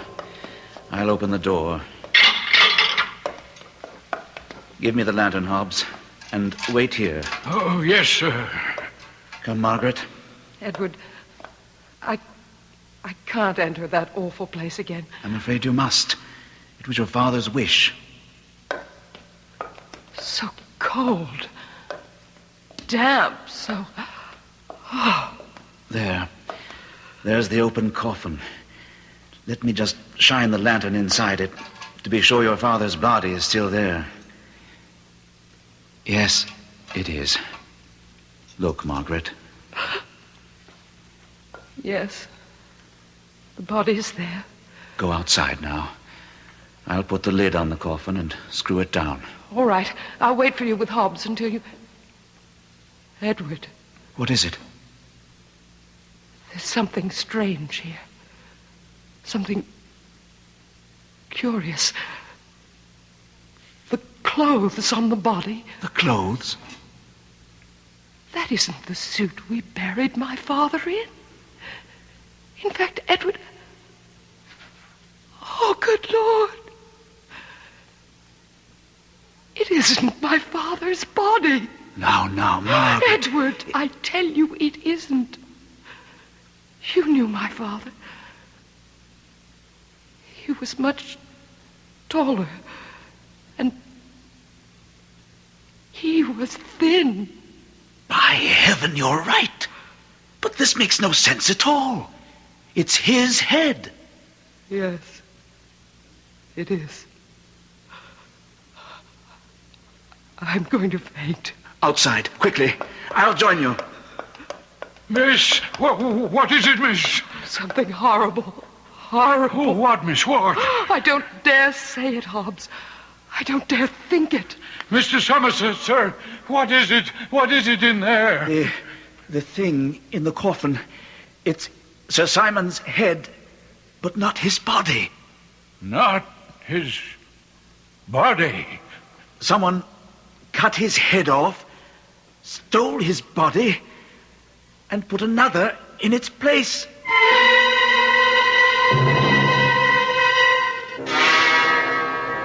Incredible. Utterly incredible, Somerset. Dr. Westmore, what I've just told you I saw with my own eyes. So did Margaret. In fact, she was the one who first noticed it was the wrong body. Where is she? Resting. Or perhaps I should say recuperating. It was an awful shock for her. Oh, no doubt. Have you notified the police? No. Well, why not, man? There's only a constable in the village, and I've heard he's anything but competent. I intend to send a message to the London police by coach tomorrow morning. Well, better still, I'll take it for you. I'd rather not wait till you leave on Monday. Oh, I'll not be staying the weekend now. Margaret will be in no mood or condition to discuss our wedding plans. And as a surgeon at London Hospital, I have much to do. No point wasting my time here. You don't exactly sound like a man in love, Dr. Westmore. In love? With Margaret, of course. But I'm not. Nor is she with me. It's all purely a financial arrangement, you understand. Well, no, I didn't quite. Oh, but of course. An arrangement I made with Sir Simon. He was a very ill man for nearly a decade. He sought my rather special services, if I may say so. But as you know, Morland is mortgaged to the hilt, and he was unable to pay. In return, he offered you his daughter's hand in marriage? And Morland Manor. Even though the estate is heavily mortgaged, it'll give me a tidy sum. A fortune, in fact, once I sell it. Now, look here, let's go down to the crypt. I want to see for myself. I'll ring for Hobbs first. You say you're not in love with Margaret? Not in the least. I am. Oh, are you indeed? And she's in love with me? Yes. Yes. I don't know quite how to ask this, except to ask it. Will you release Margaret? Why, of course not. Even if... Oh, Hobbs. You rang, sir? Yes. Dr. Westmore and I want to go down into the crypt. Bring a lantern, will you? Yes, sir. Oh, and tell Mrs. Murchison she can serve tea in half an hour. Yes, sir. As I was saying, Doctor, even if Margaret signed over all right to Moorland to you... Why should I bargain for what will be mine once we marry? And if she refuses to marry you? Well, she won't. Margaret is a woman of honor. What do you know of honor, Dr. Westmore? Now, if you mean to insult me, Somerset... I mean to give you the truth. I've had you investigated, Doctor. Quietly, but thoroughly. I happen to know that you have twice been brought before the Royal College of Surgeons on charges of conduct unbecoming a physician. Charges which could not be proved for lack of evidence. I was not guilty. That you are presently under investigation by the same College of Surgeons who this time do have the evidence to revoke your license. And will, Dr. Westmore, because you are considered unworthy of the name doctor and will be barred from medical practice. You have been thorough, Somerset. Perhaps, under the circumstances, you'd prefer I went down the crypt without your company. I'd better go with you, since one of the charges against you is that of body snatching.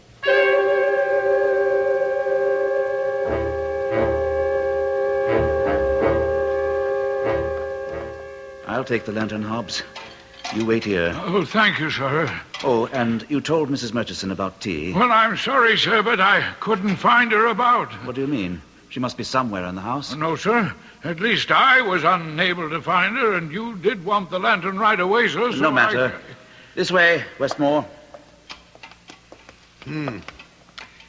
Those coffins, stacked one on top of another. Their occupants have certainly been dead for years. Some of them for nearly a century. Curious. That's Sir Simon's coffin there, the one with the lid off? Yes. And as you can see, the body isn't that of Sir Simon, but... Good Lord! What in the name of... Here, raise the lantern. Let's have some more light. You did say the head was Sir Simon's? It was. But this is... It's the head of a woman. Katie. Katie? Katie Johnson. The maid. What's this? Well, it's incredible. First, if I'm to believe you, Sir Simon's body was exchanged for another, and now his head? Is this some sort of a joke? I don't think so, Westmore. But if it is, it's the joke of someone gone mad. Stark mad.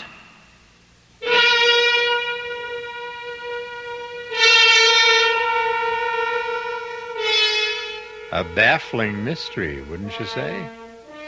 You might even call it heady. Sorry, I couldn't resist that. Edward Somerset's daily journal, recording what took place later on, is even more baffling, and I'm afraid more ghastly. Most of this strange story, the body of it... There I go again. All I meant to say was, there's more to come. And so, I'll be back shortly with Act 2.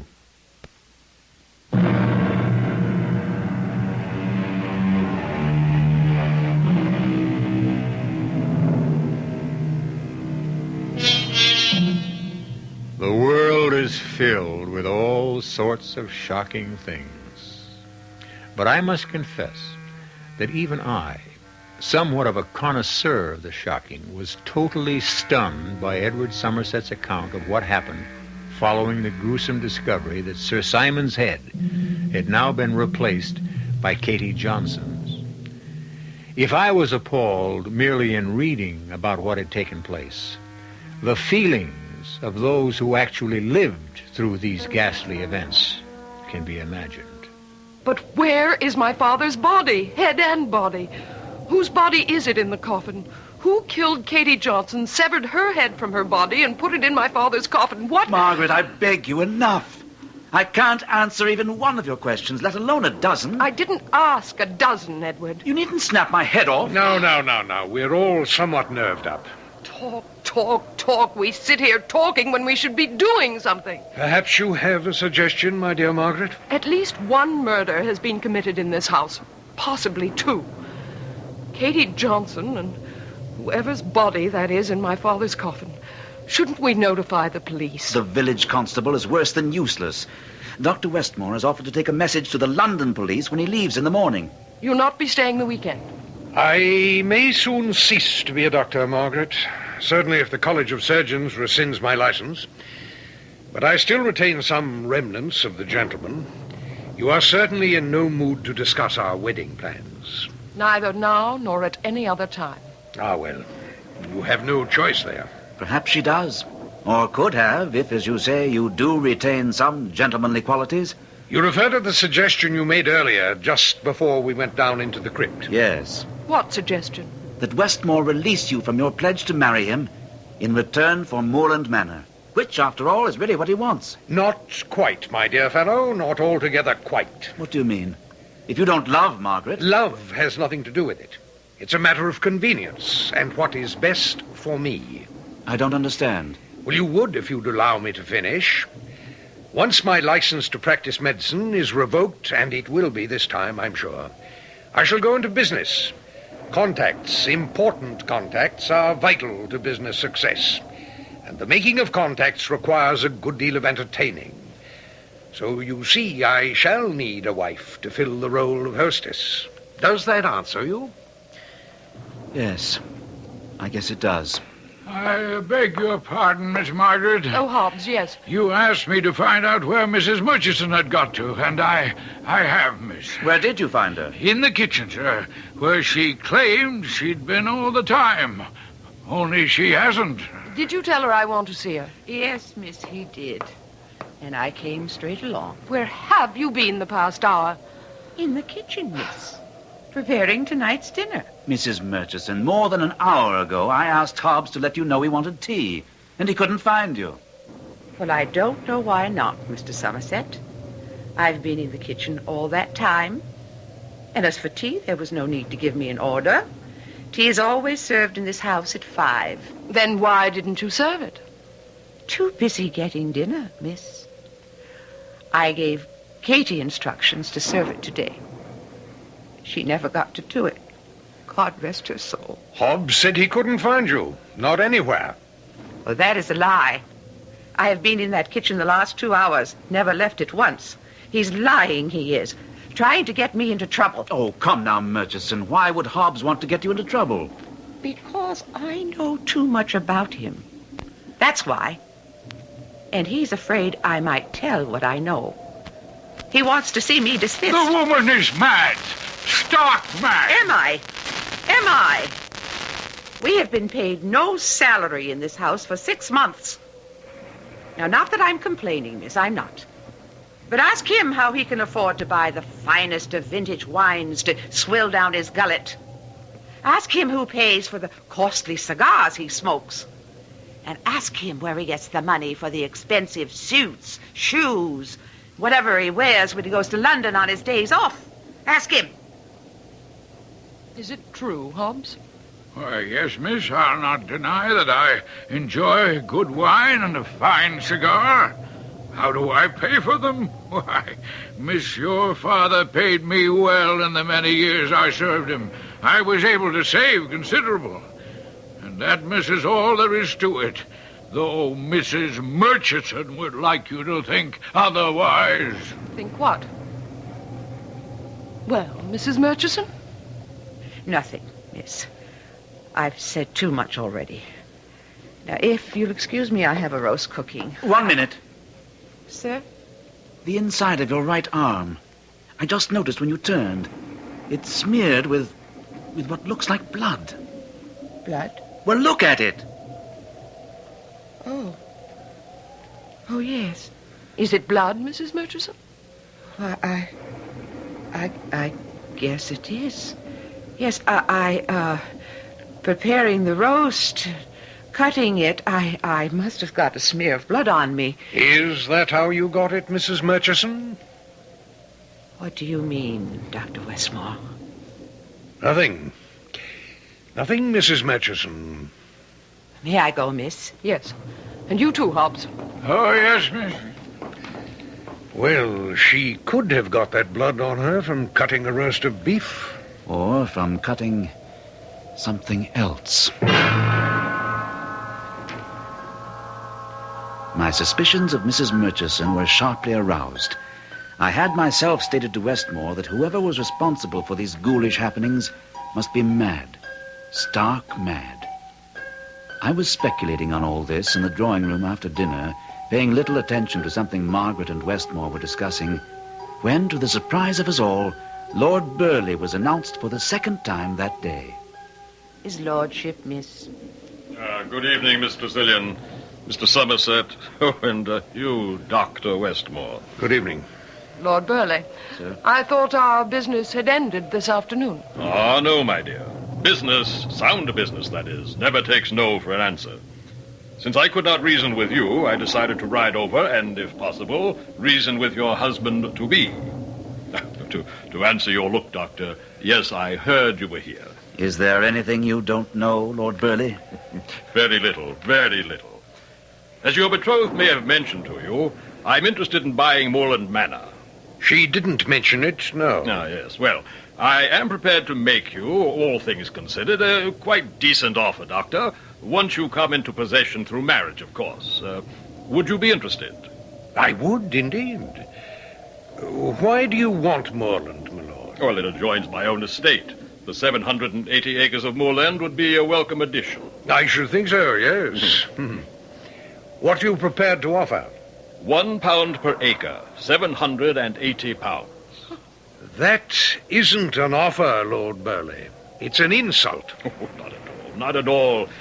If you look at it in the right light, Doctor, all things considered, as I said, it's really something of a compliment. As attorney for the estate, I can assure you it's worth a very great deal more than £780. Oh, can you, Mr. Somerset? Can you indeed? In your position, you must also be aware that the estate is impoverished. Yes, but... That taxes are now a year in arrears. Yes, still... I know. You entertain the hope, the forlorn hope, Mr. Somerset, that through proper management, through improved land production, you might salvage the estate. I would hope that Dr. Westmore would, when he becomes owner.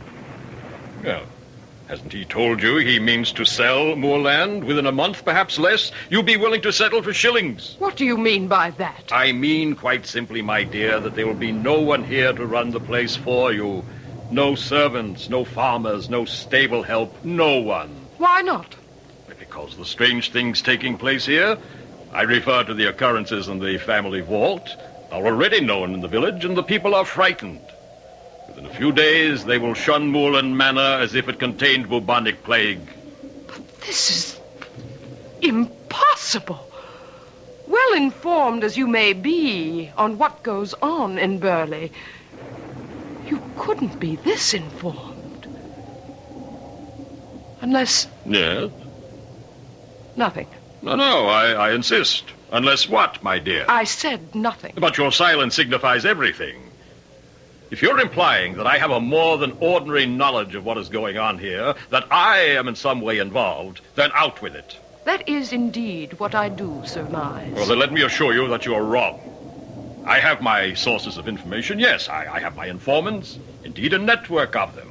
But I am not, I repeat, not a body snatcher. Body snatcher? Oh, good Lord, man, what do you think is behind all this? Body snatching. Oh, heaven help us, what naivete. Do you think someone is simply playing games, having some sort of ghoulish fun? You, Miss Tressilian, and you, Mr. Somerset, yes, I can understand it with you two. But Westmore, you? Do you mean to say you haven't suggested this possibility, this probability, to these two young people? Should I have? Ah, but you know better than anyone the need of bodies for dissection purposes, for the training of medical students. Medical schools will pay £10 for a fresh body, and 15, as you damn well know, sir, for a fresh head. Really? You're far more knowledgeable than I am, sir. Oh, you know nothing of it, eh?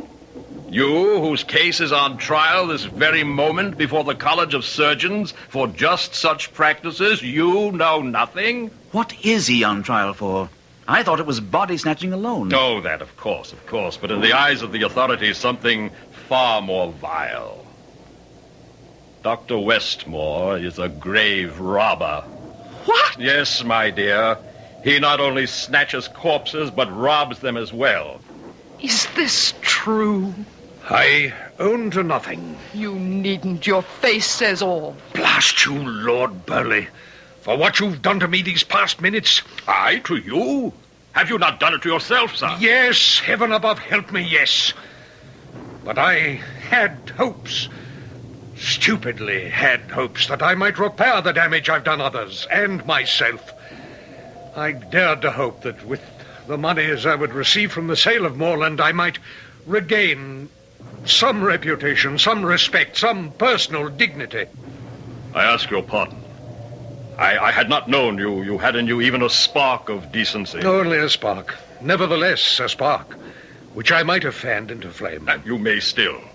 What I have said has been said within the confines of this house. No, Lord Burley, it has been said within the confines of this woman's heart, and will echo there till the day she dies. Ah, well, I am sorry. But now, as to my offer to buy Moorland Manor... Another time. We'll discuss it another time, if at all. Now, then I had best take my leave. That would be best. And Lord Burley... My dear? Don't come back.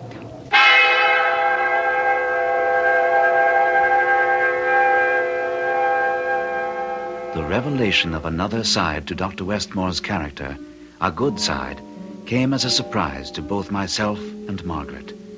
Unhappily, this better side of Dr. Westmore, as Margaret and I discovered in a long discussion with him following Burley's departure, by no means influenced him in releasing Margaret from her obligation to marry him. When finally he had retired for the night, Margaret and I sat hopelessly talking of the future. Edward, I love you so. And the thought of marrying Dr. Westmore, I shudder at it. I too, my darling. There must be something. What? What solution have you thought of? One that only God could arrange, I'm afraid. Westmore's death, Oh, Edward. Frankly, there have been times when I've been nearly driven to arrange it myself. You mustn't say such things, Edward. Not even think them. 2 a.m. No wonder we're having such wild thoughts. We're tired. I'll say good night to you, my dearest. Edward! What in heaven's name? Mrs. Murchison! But where is she? Where are those screams? Oh, the crypt! The crypt? Sounds that way.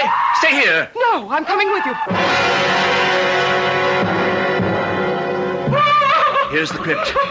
Don't come in, Margaret. Nonsense, Edward. Mrs. Hammerstein. Mrs. What is it, Mrs. Murchison? What are you doing here in the crypt? What's happened to make you lose control? There. It's Sir Simon's cloth. Go and look. See for yourself. Good Lord. Edward, what? No, don't look, Margaret. But I must.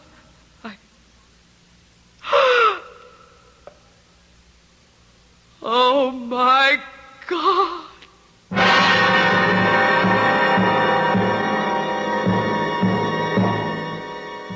When I came to that part of Edward Somerset's journal, I could hardly wait to turn the page, to find out what new horror had taken place in the crypt. And a horror it was. A shocking horror, as you'll discover when you turn the page, so to speak, shortly, after I return with Act 3.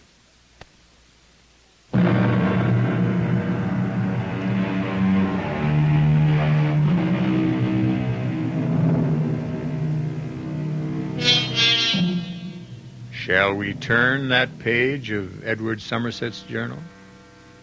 Personally, I could scarcely wait to do so. But I am used to horrors, can sort of take them in my stride.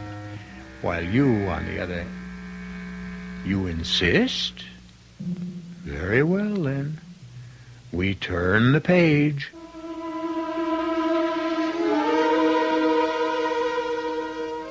Margaret, for all her delicate beauty, is a strong woman, a woman of courage. But as she looked into her father's coffin, and the words...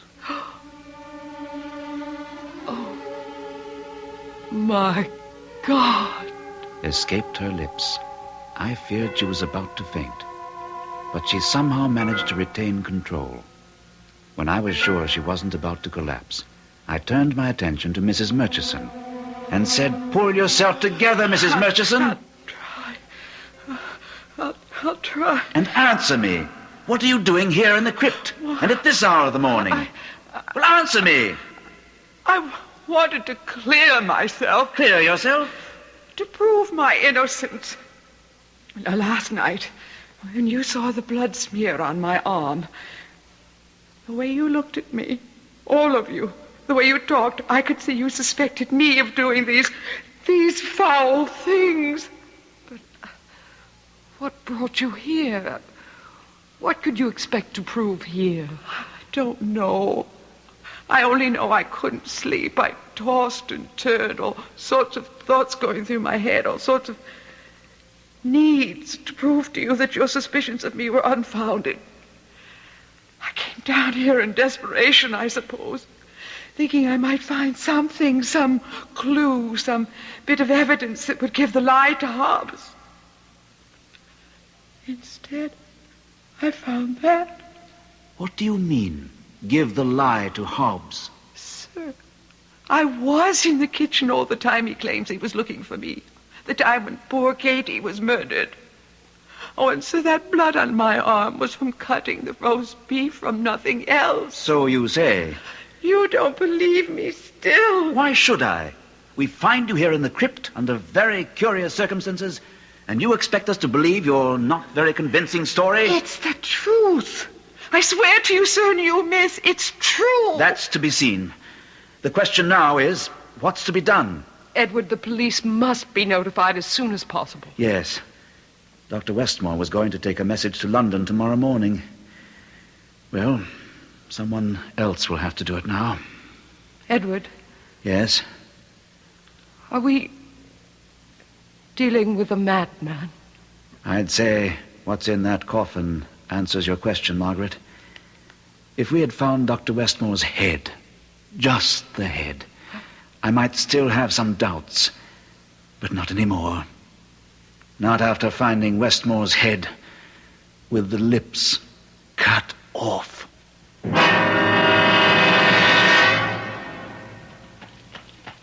Terrible. Terrible what happened to Dr. Westmore. Yes. Will you be long in London, sir? Only overnight. I'll return in the morning with, I hope, some member of the police force who can get to the bottom of what's going on at Moorland. Strange.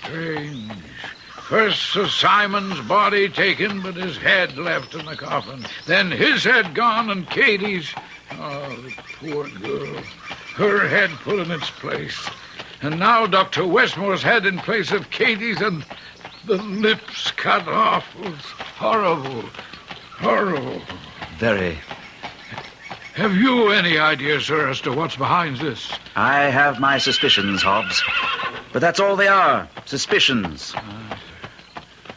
Well, now, you'll be sure to return on the morning coach, and so I'll be there to meet you. Yes. Depend on me. And there now, you see, the village just below us in the valley. I told you we'd be in plenty of time.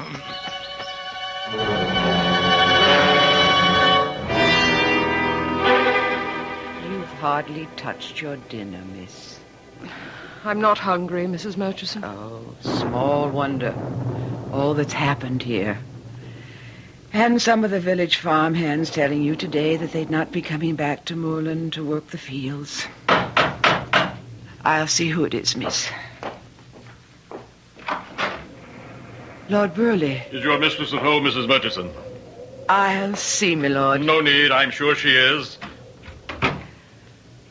I thought I had informed you, Lord Burley, that your presence here is no longer desired. You may change your mind about that. If you've come to see me about... I've come to see the crypt, if I may have your permission. Whatever for? I learned today that a good number of your farmhands have left you because of the doings here.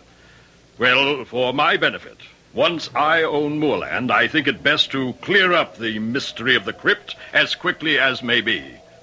You think you can? I know I can. Because, you see, I know, on good authority, the reason behind what's been going on. Is it body snatching? Yes. So, in any case, I am informed. But I wish to see for myself before taking action. I have your permission? Very well. Now, come along, then.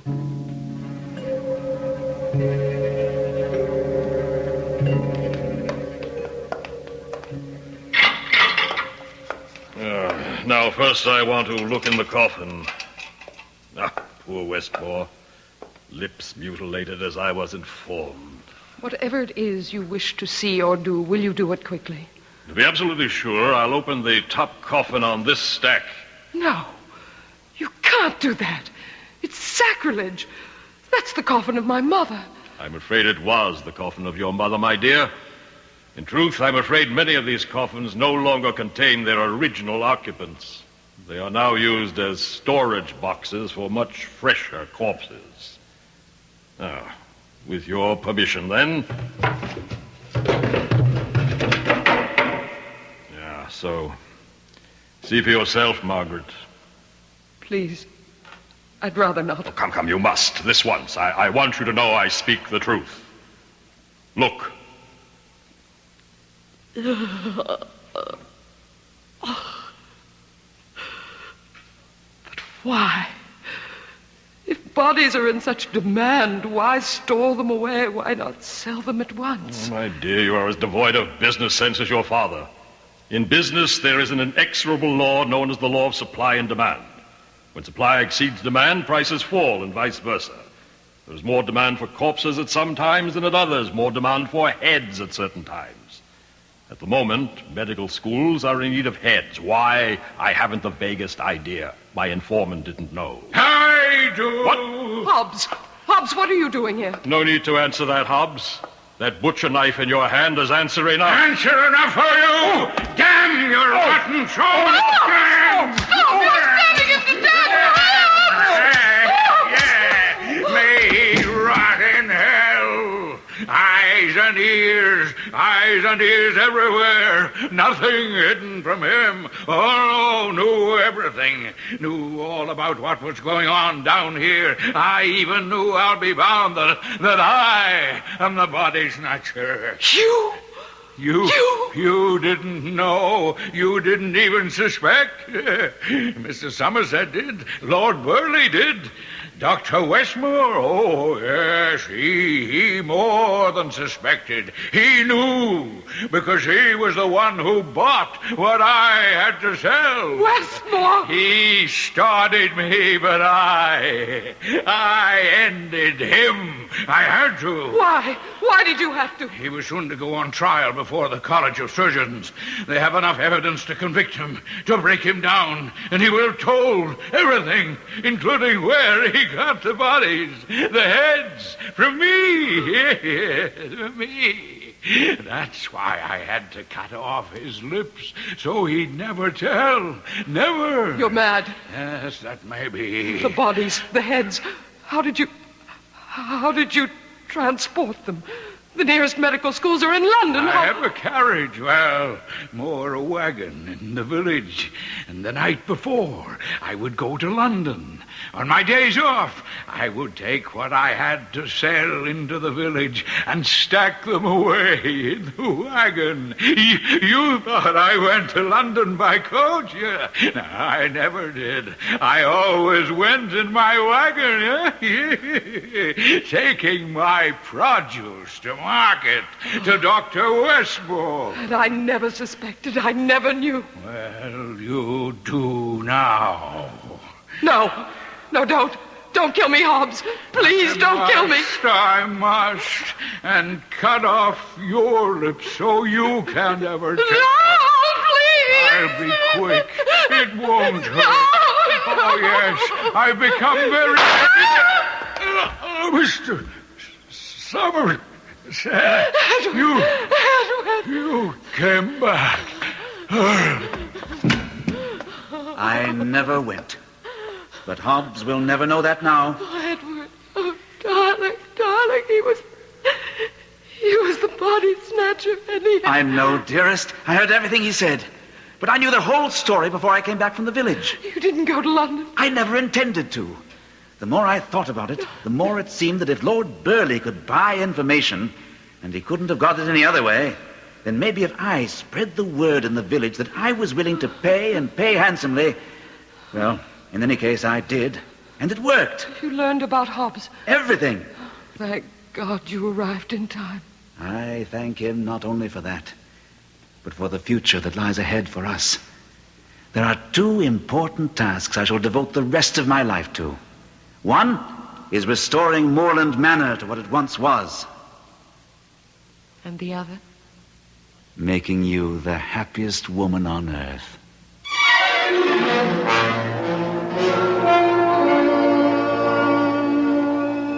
And so ended, happily, the strange and horrifying events at Moorland Manor.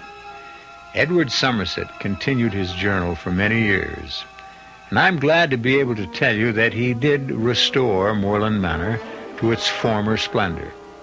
And he must have made Margaret at least one of the happiest women on earth, if 9 children mean anything. I'll be back shortly.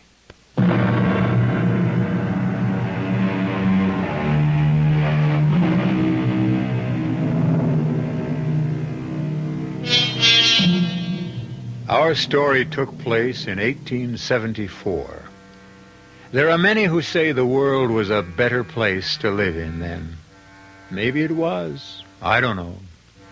All of us do face many problems, many frustrations, many fears these days. But one fear we don't have now that just about everyone had then is the fear of being buried alive.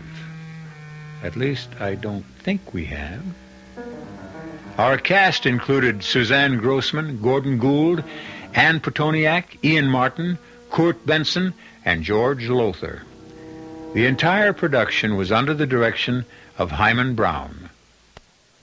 This is E.G. Marshall inviting you to return to our Mystery Theater for another adventure in the macabre. Until next time, pleasant dreams.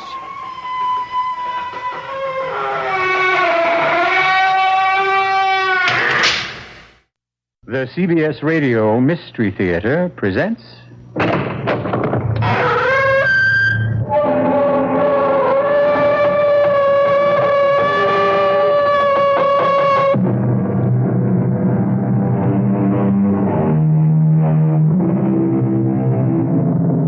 Come in. Welcome. I'm E.G. Marshall. Welcome to the world of... No, not your imagination this time, but that of a man, a writer, who had more than enough for both of us.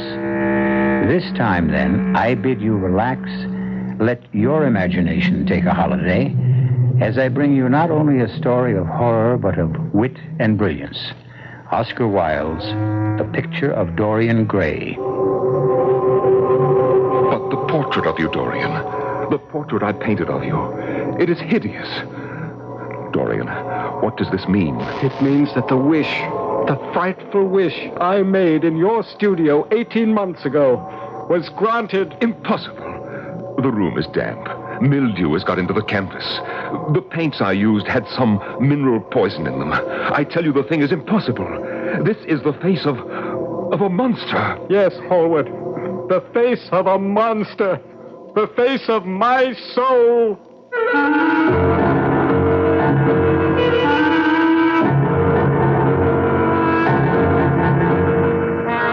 Our mystery drama, The Picture of Dorian Gray, was especially adapted from the Oscar Wilde classic for the Mystery Theater by George Lothar and stars Nick Pryor. It is sponsored in part by Anheuser-Busch Incorporated, Brewers of Budweiser, and Buick Motor Division. I'll be back shortly with Act One.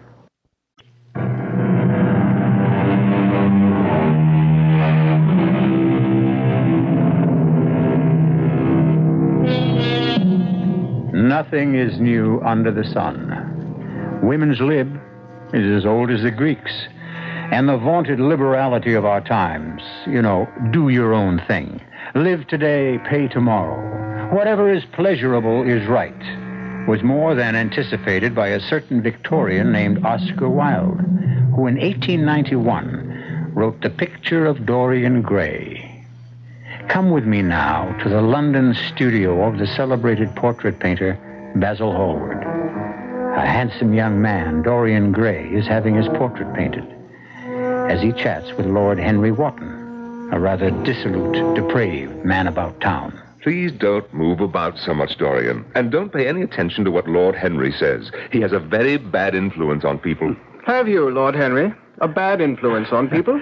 There is no such thing as a good influence, Mr. Gray. All influence is immoral. Oh, why? Because to influence a person is to give him one's own soul. He does not think his own thoughts or burn with his natural passions. And so when one person influences another, if you were to influence me, for example... Your individuality would be to that degree destroyed. Just turn your head a little more to the right, Dorian. Well, I doubt if you could influence me very much, Sir Henry. I'm told you're a very wicked man. Wicked? I only believe in living my life fully, completely, in giving expression to every thought, reality, to every dream. Most men believe in virtue. I believe in sin. In sin? Dorian, don't move, please. But of course, the only way to get rid of a temptation is to yield to it. A provocative thought, Lord Henry. The truth, nothing more. You, Mr. Gray, you yourself, a fresh youth of 20 summers, you have already had passions that made you afraid, thoughts that filled you with terror, daydreams and sleeping dreams whose mere memory might bring a flush of shame to your cheeks. Perhaps. Take my advice. Live while you're young. Youth is the one thing worth having. Oh, I don't feel that way, Lord Henry. Because you are young. Have your youth. But someday when you're old and wrinkled and ugly, when thought has seared your forehead with its lines, and passion branded your lips with its hideous fires, then you will feel it. You will feel it terribly. You talk too much, Harry, and frankly, I don't much care for these thoughts you're putting into Dorian's head. Well, you'll not talk any longer. The portrait is finished. Come and look at it. Oh. Well, Dorian, what is it? Why did you draw back from your portrait? Don't you like it? I like it too much. Too much. Well, what do you mean? You have painted me as I am, but as Lord Henry just said, someday I shall be old, wrinkled, ugly. Oh, come, Mr. Gray, don't take me too seriously. Many, many years will pass before you are old. But why should it be that way? Why should this portrait keep what I must lose? Ah, if it were only the other way. If the picture could change, and I could always be what I am now, I'd sell my soul to the devil if that could be true. Oh, the portrait! Look out! The portrait's fallen to the floor. God in heaven, Hallward, Lord Henry, you don't think the devil heard me, do you? Nothing as supernatural as all that, Dorian. I've been meaning to fix a cracked leg in that easel for weeks, and it finally broke, that's all. Is the portrait damaged? No, not in the least. Are you, Mr. Gray? I? Damaged? Did you mean what you said about selling your soul to the devil? I'm not sure. But you never know. If the portrait could grow old instead of me, I think I might. I really think I might.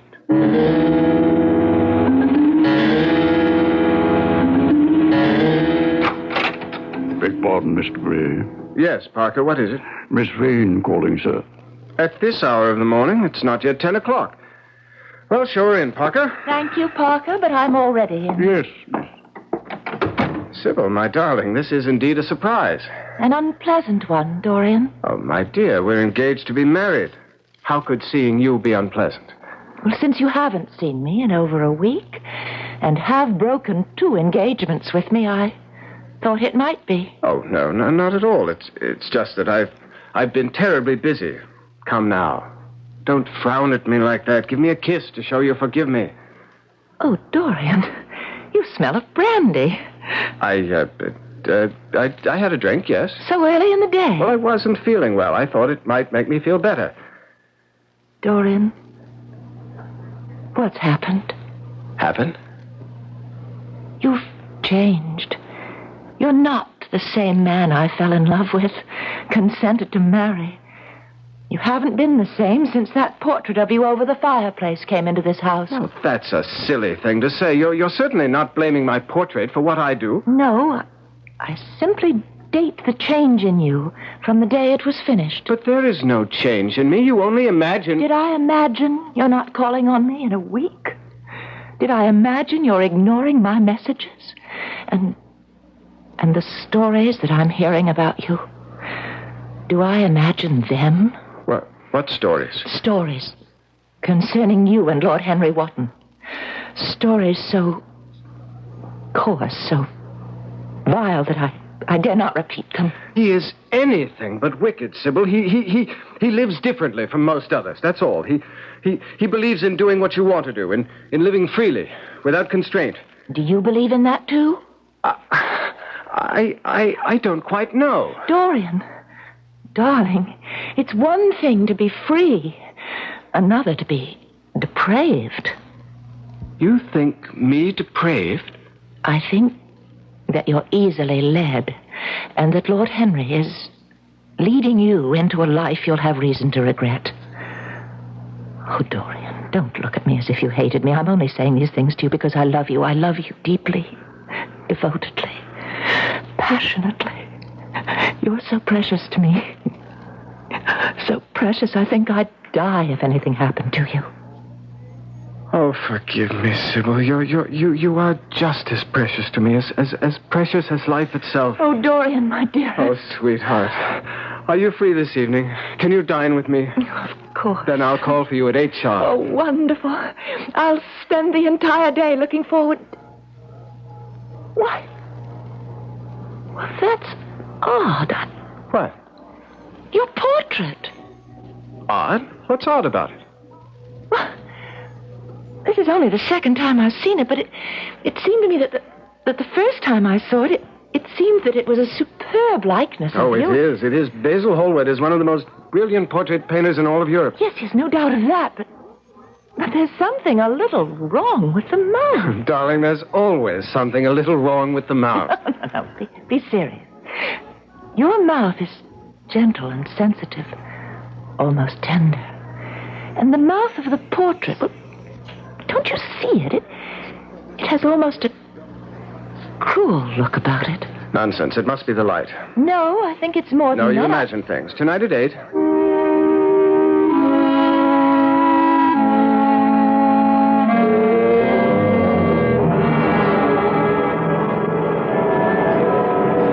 Dorian! Oh, Dorian. I knew that was you turning into Bond Street. Oh, hello, Basil. How are you? Let me look at you. Oh, by heaven, you're the handsomest young hellion in all of London. Hellion? There's a good deal of talk going on round about your escapades, Dorian. Yours and Lord Henry. I think it's called sowing one's wild oats, Basil, nothing more. I'm not sure. You certainly don't look as if you've been leading a dissipated life. Clear eyes, healthy skin. Ah, you delight my painter's eye, Dorian. But of course, that's why I wanted to do your portrait in the first place. And why I want your permission to exhibit it. Exhibit it? Yes. I'm afraid I can't. What?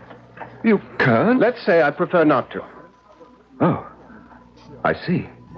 Well, it's yours, of course, and you've every right to do with it as you wish. And I don't wish it to be exhibited. No hard feelings, I hope. Why, no, of course not. Dorian, will you be home later in the day? Yes, why? Well, it needs to be varnished, the portrait. It's more than a month now since I finished it. Time to give it a protective coating. Shall we say 4 o'clock? Well, shall we? I'm afraid you forced me to tell you something I'd rather not reveal to you, Basil. Oh? There isn't any portrait. I destroyed it. What? Oh, you don't mean that. I do indeed. You destroyed one of my finest... Why, in heaven's name, man, why? I simply didn't care for it, that's all. Well, you liked it well enough the first time you saw it. Very true, but the more I looked at it, the more I felt it wasn't me. Well, I see that the stories about you are true. I was afraid they might be once I heard you'd become close friends with Harry Wotton. Your friend, too, Basil. Yes, but I'm older than you by 20 years, Dorian, and not easily led. Or rather misled. I am not being misled. I'm being taught, instructed, if you will, in what real pleasures life can hold if one will only let himself go. Remove it, sir? You heard me, Parker. I want the portrait taken down from over the fireplace and carted off to the attic. Whatever you say, sir, of course. But might I venture to suggest that if you had it placed in a different light... What has a different light to do about it? The light changes a good deal during the day, and the portrait seems to change with it. You've noticed the change, then? Oh, yes, sir. The changes that take place in the differing light altogether fascinating, sir. Much as I shall be sorry to deprive you of your entertainment, Parker, have it taken to the attic. I'll do it first thing in the morning, sir. No, damn it! You'll do it now! It would seem that Dorian Gray's wish is coming true. That the portrait is beginning to show the ravages of his dissipations, not he. But if that is so, and certainly it seems to be, what price will he be forced to pay before the end is reached? Who sells his soul to the devil deals with a harsh bargainer. I'll be back shortly with Act 2.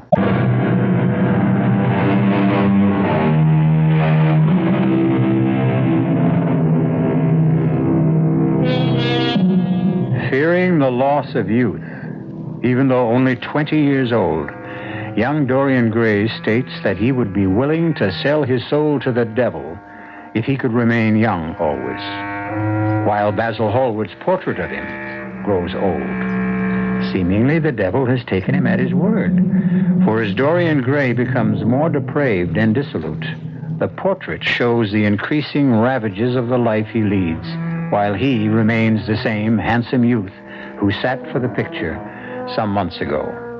But his fiancée, Sybil Vane, is not fooled. I beg you, as you love me, Dorian, give up this sordid life, this life of gutter pleasures. How do you know what kind of life I lead, Sybil? You don't live it with me. Reports of your disgusting escapades, yours and Lord Henry's, are known in every drawing room in London. If you love me, you'll give them up. Ah, but you see, that's the point. I don't love you. Don't say that, Dorian. Even if you mean it only to wound me, to strike back, don't say it. It's of no consequence to me whether I wound you or not. You're not yourself. Not myself. My dear, I am more myself than I've ever been in all my life before. In any case, I'm sufficiently myself to tell you now what, for so-called reasons of decency, I have not told you before. I no longer love you. In fact, Sybil, I'm through with you. Dorian, you loved me. No longer. You gave me your heart, your very soul. My heart, I take back.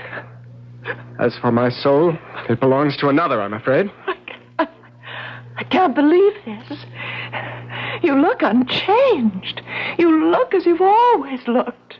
Gentle, tender, compassionate, and kind. But you are not. You're cruel and vicious and ruthlessly selfish. You've become an animal. Be grateful, then, that I'm releasing you from any obligation we may have had. And please, don't be tiresome. Just go now, won't you? I love you.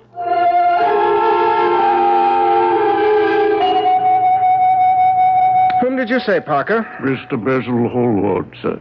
That's who I thought you said. Well, I'm already late for the opera. Tell him I'm not at home. Yes, sir. I'm sorry, Mr. Hallward, but Mr. Gray is not... Mr. Hallward, please, you can't go in there. Hallward, how dare you? I must see you. I thought you wished never to see me again. I am not here from choice, Dorian. What did you do to Sybil Vane? I? Nothing. Whatever's been done to Sybil Vane, she did to herself. What do you mean by that nonsense? Simply that I told her I no longer love her and want none of her. Sybil is dead, Dorian. By her own hand. Pity. And now, if you'll excuse me. You aren't going to the opera. Why, yes. You have just heard of the death of the woman you loved. The woman who took her own life for love of you. And you can go to the opera?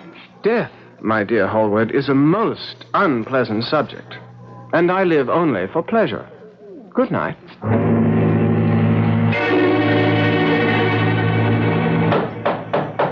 Coming.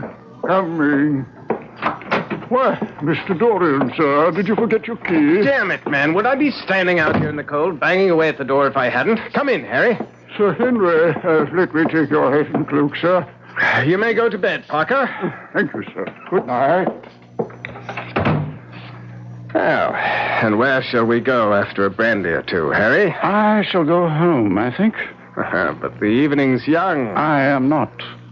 A brandy or two will revive you, and then we'll be off to where?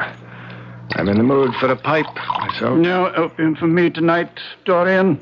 Oh, come along now. We'll go to that little dive down in Wapping by the docks. No, not tonight. But you can't ask me to go alone. I'm not asking you to go at all. Harry, what's come over you? Age, my dear fellow. I get tired these days. I am growing old, Dorian. A life of pleasure does exact payment. Though I must say, you look as if you keep up with your payments easily. I have no complaints. How do you do it? In the last 6 months, since we first met in Hallward's studio, we have indulged ourselves in every form of vice, every variety of sin, giving full vent to our passions, and yet, well, look at me. I have aged 20 years in these 6 months keeping up with you. But you're as fresh and healthy and young as ever you were. How do you do it? Shall I show you my secret? Show me. I keep a diary.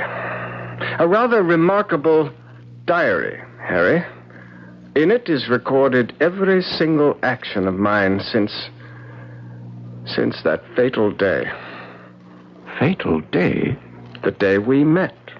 I thought you were grateful for our meeting. Why do you say fatal day? Come and read my diary, and you'll see. Bring your brandy.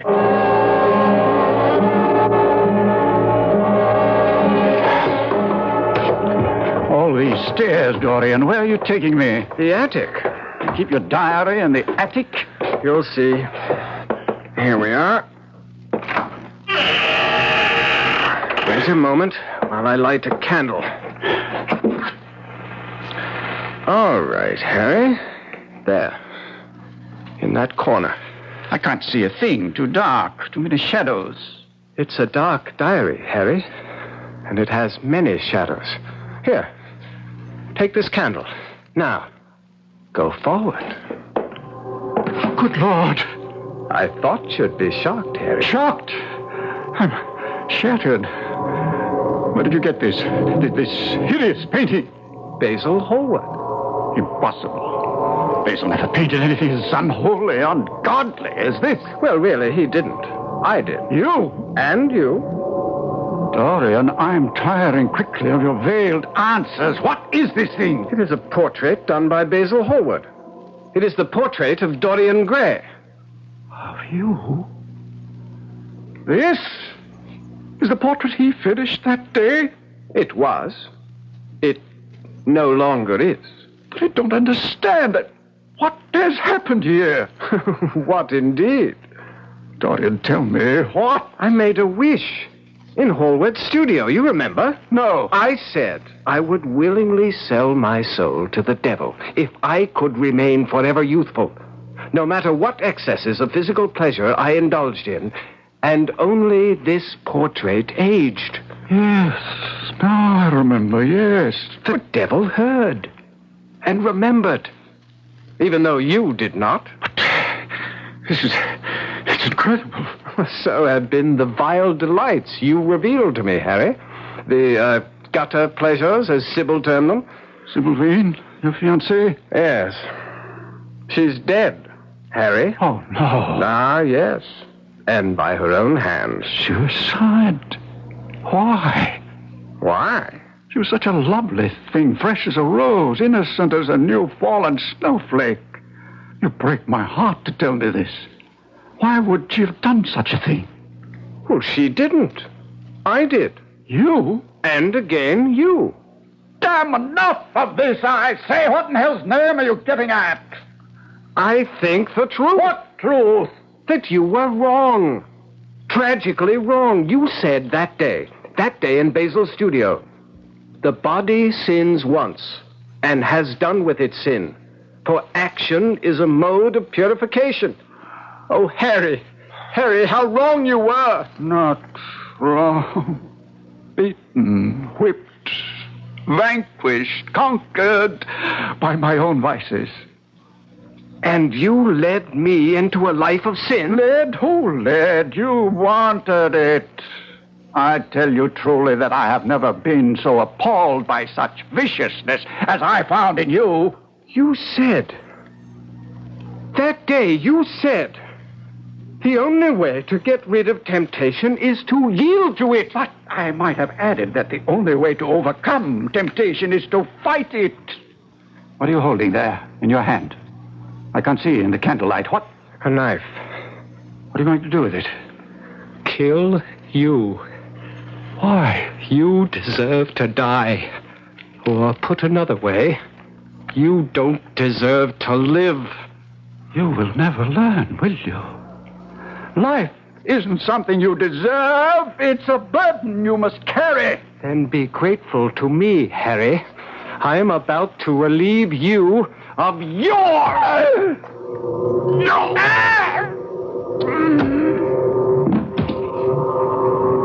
A good deed. Well done. Do you not agree, portrait? Speak to me, my likeness. My soul. Have I not done well to rid the world of this creature? Speak. I tell you, speak. Oh, Lord. What's this? The hands. The hands of the portrait. bloodied. One with the blood of Harry. But the other? Ah, yes. Sybil. Poor, dear, innocent Sybil. Oh, Lord! I fall on my knees and beg you. Forgive me. Forgive me. I knew not what I did. You knew. Die! And you will pay.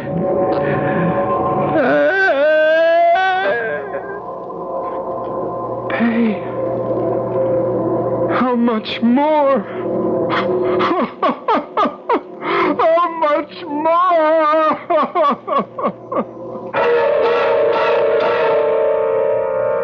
How much more, indeed.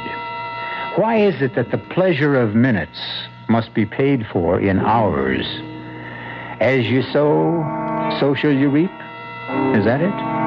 Appears that way. Well, Dorian Gray sowed much seed, and his reaping of the harvest was not yet over, as we'll hear when I return shortly with Act 3. This is WBBM Chicago. The mills of the gods grind slowly, but they grind exceeding fine, as they did and were yet to do for Dorian Gray. See him as he sits now, near 3 in the morning, in the library of his London house. A youth uncommonly handsome, not a line in his attractive face, the personification of young innocence.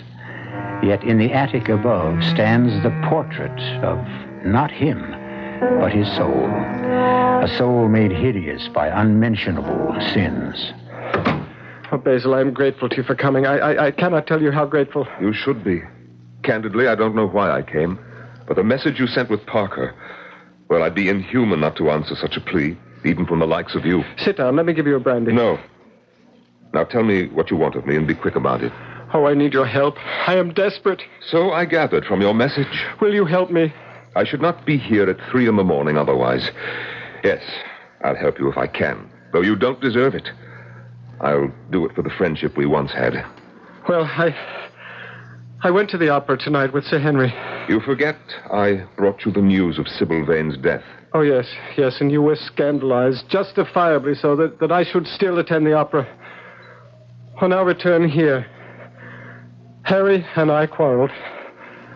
And Basil, I killed him. Dorian. I stabbed him to death. At this moment, his body lies upstairs in the attic. The attic? It was there I killed him, in a sudden fit of rage. What in the world were you doing in the attic? I had taken him there to show him my portrait. What portrait? The one you did of me. The one I... But, Dorian, you told me you destroyed it. I lied. I didn't want you to exhibit it. You couldn't have in any case, but I didn't even want you to see it. Why in heaven's name not? You will see when we go up. You want me to go up there? Basil, you must get rid of the body for me. What? Are you mad? It would involve me in a murder. A murder for which you bear as much responsibility as I. Responsibility? I bear as much as... You painted the portrait. You introduced me to Sir Henry. Had it not been for either, I should not be in this frightful situation. Nonsense. You can't blame me for what you yourself... Help me. I beg you. I tell you no. Get someone else, anyone, or do it yourself. I can't. I dare not touch the body. I dare not even go near it. It revolts me. If I were to consent to this, how am I to get rid of the body? You came in your carriage, did you not? Yes. All right. You have only to carry the body down from the attic, put it in your carriage, drive to the river, and dump it in. What if I am seen? Well, you must take care not to be.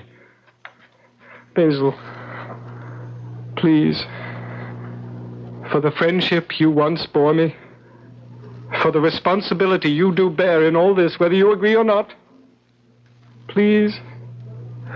Well, I can at least go up with you and see what may be done. Thank you, Basil. Thank you. I'll take the candelabra. Follow me.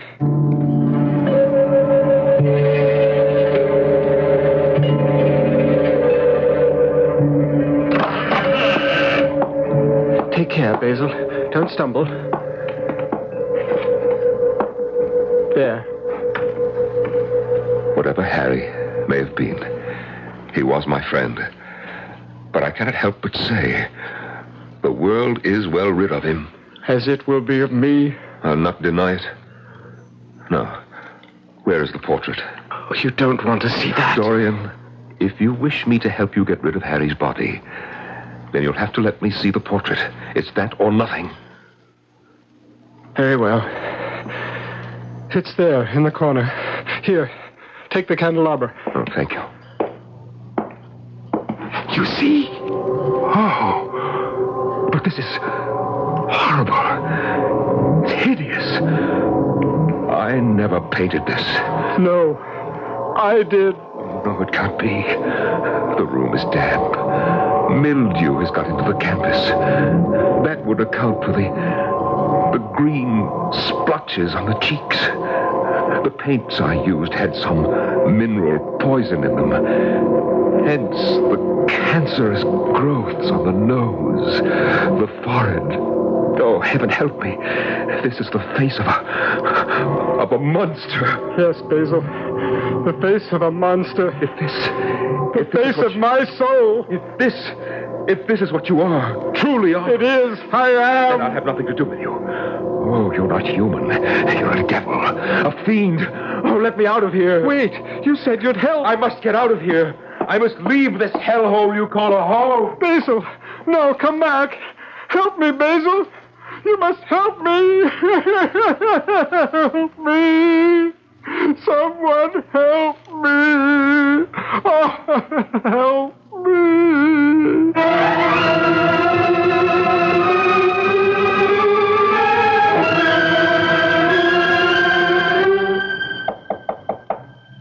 Yes, come.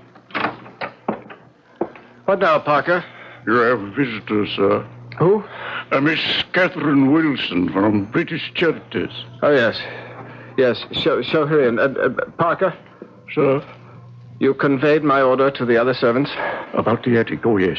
No one will enter the attic, sir, without your permission. Not even you? Not even I, sir. Show Miss Wilson in. You come this way, Miss Wilson. Miss Catherine Wilson. Good of you to come, Miss Wilson. Won't you sit down? Thank you, Mr. Gray. May I say it's good of you to wish to contribute so handsome a sum to our charity. Yes, tell me about your charity. How will the money I give you be spent? Oh, in many ways. To help poor children, orphans, widows in need of assistance, young people... Young people? Well, yes. Young men, young women, many of whom need help in all sorts of ways. Why do you look at me like that? What did you say your name is? Catherine Wilson. Why do you ask? You look very much like a young woman I was engaged to marry once. It's strange. You didn't look like her when you came in, but now you seem to be changing before my very eyes. No, Mr. Gray. I am me. No, you're not. You're Sybil Vane. Mr. Gray. You're Sybil. Only you can't be because you're dead. Dead. You are dead, aren't you? Please, Mr. Gray, take your hands off me. What's come over you, sir? You're not dead. You are here. It is you. Oh, Sybil. Sybil, my darling. Mr. Gray, no, don't pull away. Let me hold you, embrace you, love you as I once... Oh, good Lord. Oh, what am I doing? You're not Sybil Vane. Mr. Gray, I'm afraid you're ill, not yourself. I shall come back some other day. No. Good day, Mr. Gray. Oh, what happened to me? What is happening to me? Sir, are you all right? The young lady said she thought you were ill. I confess I don't feel altogether well. Some brandy, sir? Yes. Please, Harry. Beg pardon, sir. What? I think you called me Harry. Oh, how could I possibly have called you Harry? Harry's dead. Sir Henry dead, sir? What? What? Sir, you are ill. No. Don't try to get up, sir. Sit right there. I'll fetch the brandy. Yes, do that. You'll forgive my saying so, sir, but to judge from Sir Henry's high spirits when you returned from the opera last night, he has many years yet to live. In hell? Sir, you were saying the strangest things. Here, drink this. Oh, thank you, Harry. Sir, it's Parker, your manservant. The best servant a man ever had. A devoted man, more friend than servant. Better friend than any of them. Better friend than you are, Harry. You swine. Sir. Get out, Harry. Damn you. Get out! Mr. Dorian, sir. What, Parker? Sir, I'm going to fetch the doctor. Doctor? No doctor can help me, Parker. Permit me to differ, sir. I shall fetch him at once.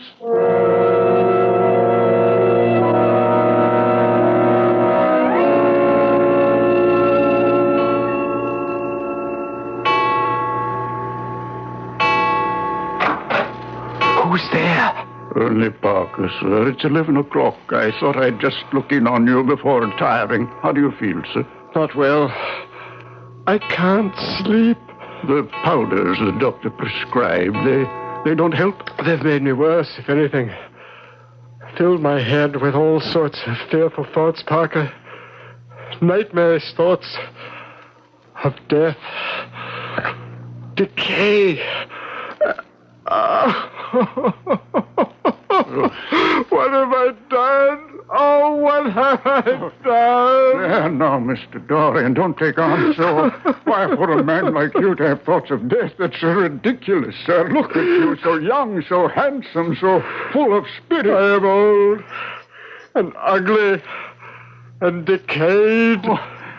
Sir, if you could see yourself in the glass, but never mind now. Here, let me pull the quilt up around your shoulders, and then you'll sleep. Oh, one thing more. Who was that at the front door earlier tonight? Oh, nothing important, sir. It was a message from Mr. Hallward's housekeeper, sir. Basil's housekeeper? Why would she send a message? Oh, she thought you'd want to know since you were one of his closest friends. Where? Oh, I'm sorry to tell you he's dead, sir. How? He took his own life, sir. Oh, sir. Sir, I shouldn't have told you. I'll fetch the doctor. No. Yeah, you need help. Yes. And you can help me, Parker. Anything, sir, anything. Help me to the attic. The attic? I feel too weak to go alone. Nor do I dare go alone. And there is something I must do. Help me, good friend. Please help me. Careful. Let me get an arm around you. There, the candle. sir. Yeah, the candle. Can you manage? Easily. Let us go then.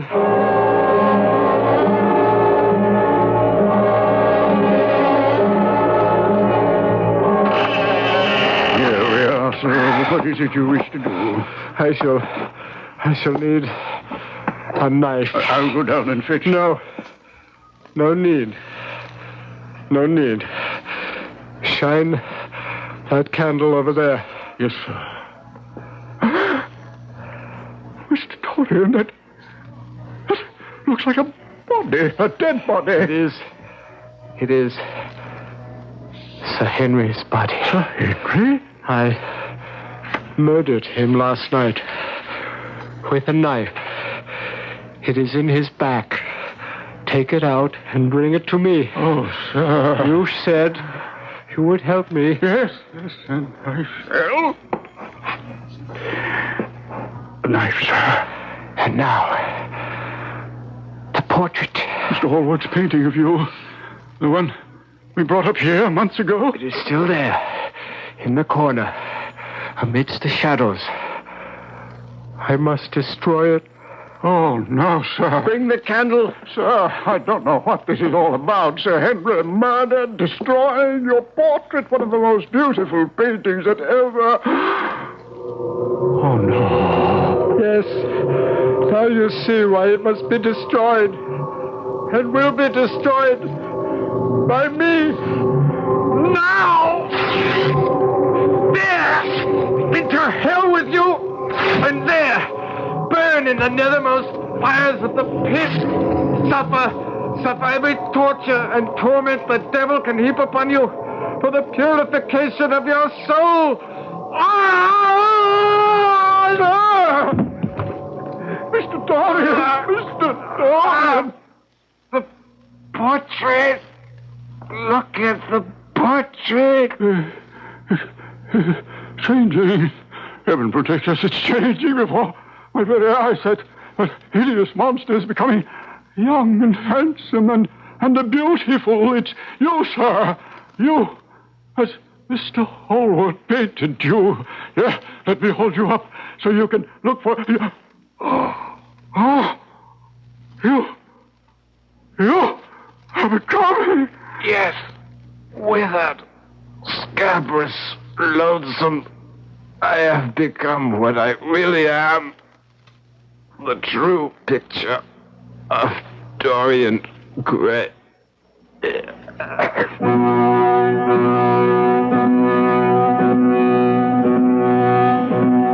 And so died Dorian Gray, turning physically into the hideous and loathsome thing which was his soul, as the portrait became once again the handsome youth he once had been. As I read the picture of Dorian Gray, I couldn't help but wonder if our modern penchant for doing your own thing might not be leading some of us, at least, to the same end as poor Dorian. I don't know. What do you think? I'll be back shortly.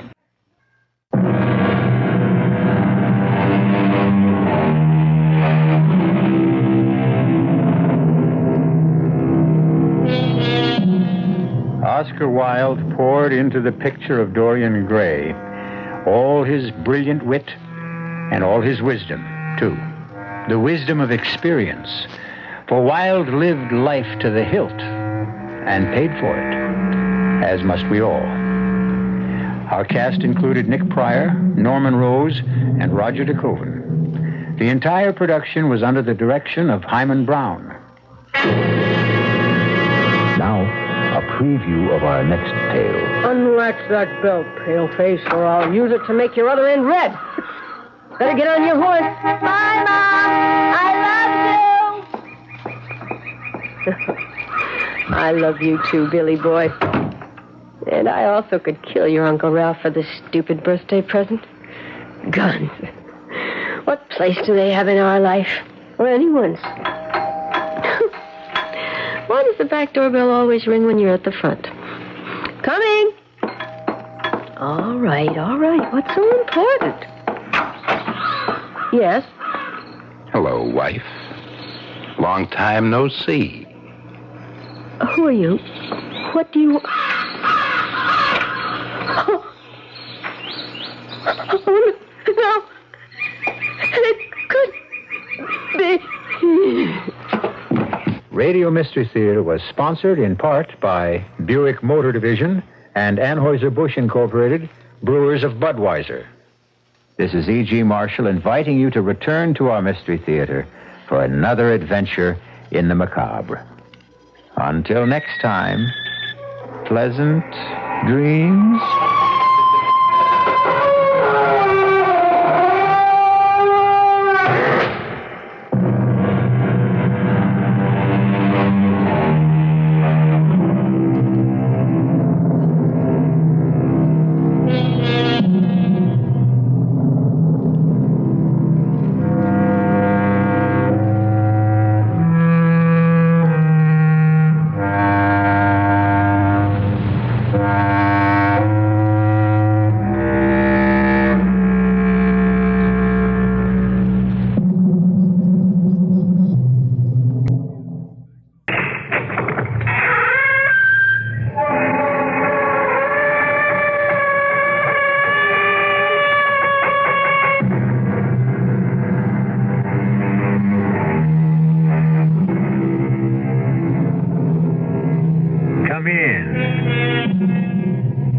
welcome. I'm E.G. Marshall. Ferndale is an average small American town surrounded by nice middle-class American homes. It is located in a middle America state and is about as representative of the United States and what its citizens are all about as you can imagine. Nobody in an atmosphere like this has any contact with violence or walks in any fear, except who knows what hides in the private jungle beyond any respectable door. Pow! Gotcha.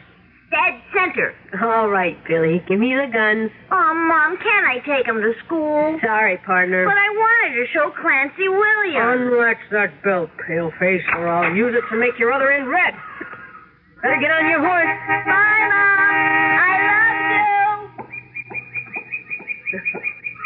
I love you too, Billy boy. And I also could kill your Uncle Ralph for this stupid birthday present. Guns. What place do they have in our life? Or anyone's? Why does the back doorbell always ring when you're at the front? Coming! All right. What's so important? Yes? Hello, wife. Long time no see. Who are you? What do you...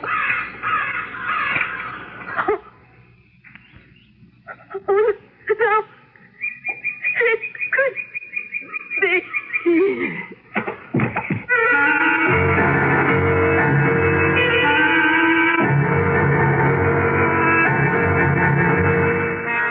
Our mystery drama, You Only Die Once, was written especially for the Mystery Theater by Ian Martin and stars Joan Loring and Joseph Julian.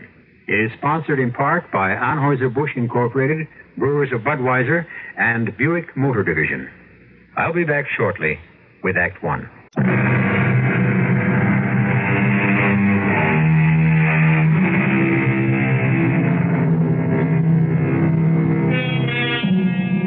Marge Stanley loves her mornings. In fact, she loves her whole life. It suits her. It's just her style. She's naturally a morning person. By 8 a.m., Billy is off for school and her husband Howard off for the bank. Then she has a long, long morning to set the house to rights, laze a little in the bathtub, freshen and dress crisp and smart as always.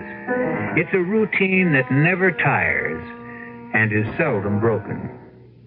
And certainly never as rudely and shockingly as this day that brings terror, violence, and the threat of death to her loved ones and herself. Hey, Marge, come on, snap out of it. What happened to me? You passed out. Oh, I remember I opened the back door, and even with the beard, I thought for a moment, but you can't be.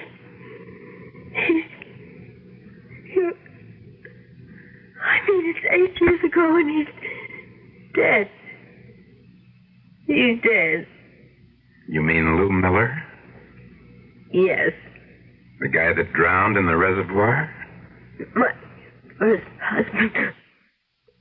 Who died? You mean your husband? I didn't die, Marge. I'm still alive. Oh, no. No, please. It couldn't be. Please, God. Howard is my husband. Howard Stanley is my husband. Whoever you are, please go. You know who I am, Marge, just as well as I do. But you drowned. There was no body, Marge, remember? You didn't drown. You are Lou. That's right, baby. Oh. I've been fingerprinted enough places to nail that down for sure. Oh. So, no welcome home kiss for your loving husband? You're not. I have a husband. A meek little Joe who took off for his daily walk to the bank, huh? Mr. Howard Stanley, right? Yes. And a son, too. Cute-looking kid. How old old is he? He's 7. Yeah? Big for his age, huh? And smart, too, I bet. He's very smart, just like Howard. He must be. 7 years old and in the 4th grade. Never mind, Billy. It's you. What happened? Where have you been? Now, that's, like they say, a long story. Tell you what, why don't you fix me some eggs and bacon the way you used to, and some good hot steaming drip coffee, like the old days. And while you're at it, you and me can have a good long talk about the future.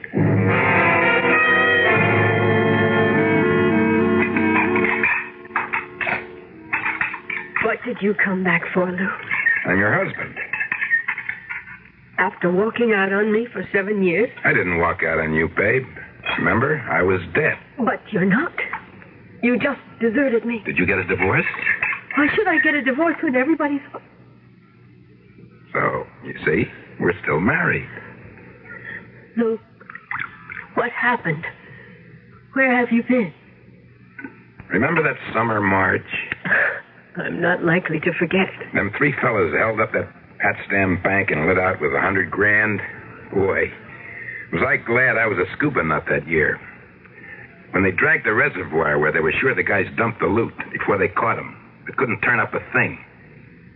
They did post the reward, 10,000 smackers. Biggest thing ever happened in our part of the country. How could I forget? Boy, I'm telling you, Sugar, I thought them water wrinkles would never wear out of my skin from diving after that bonanza.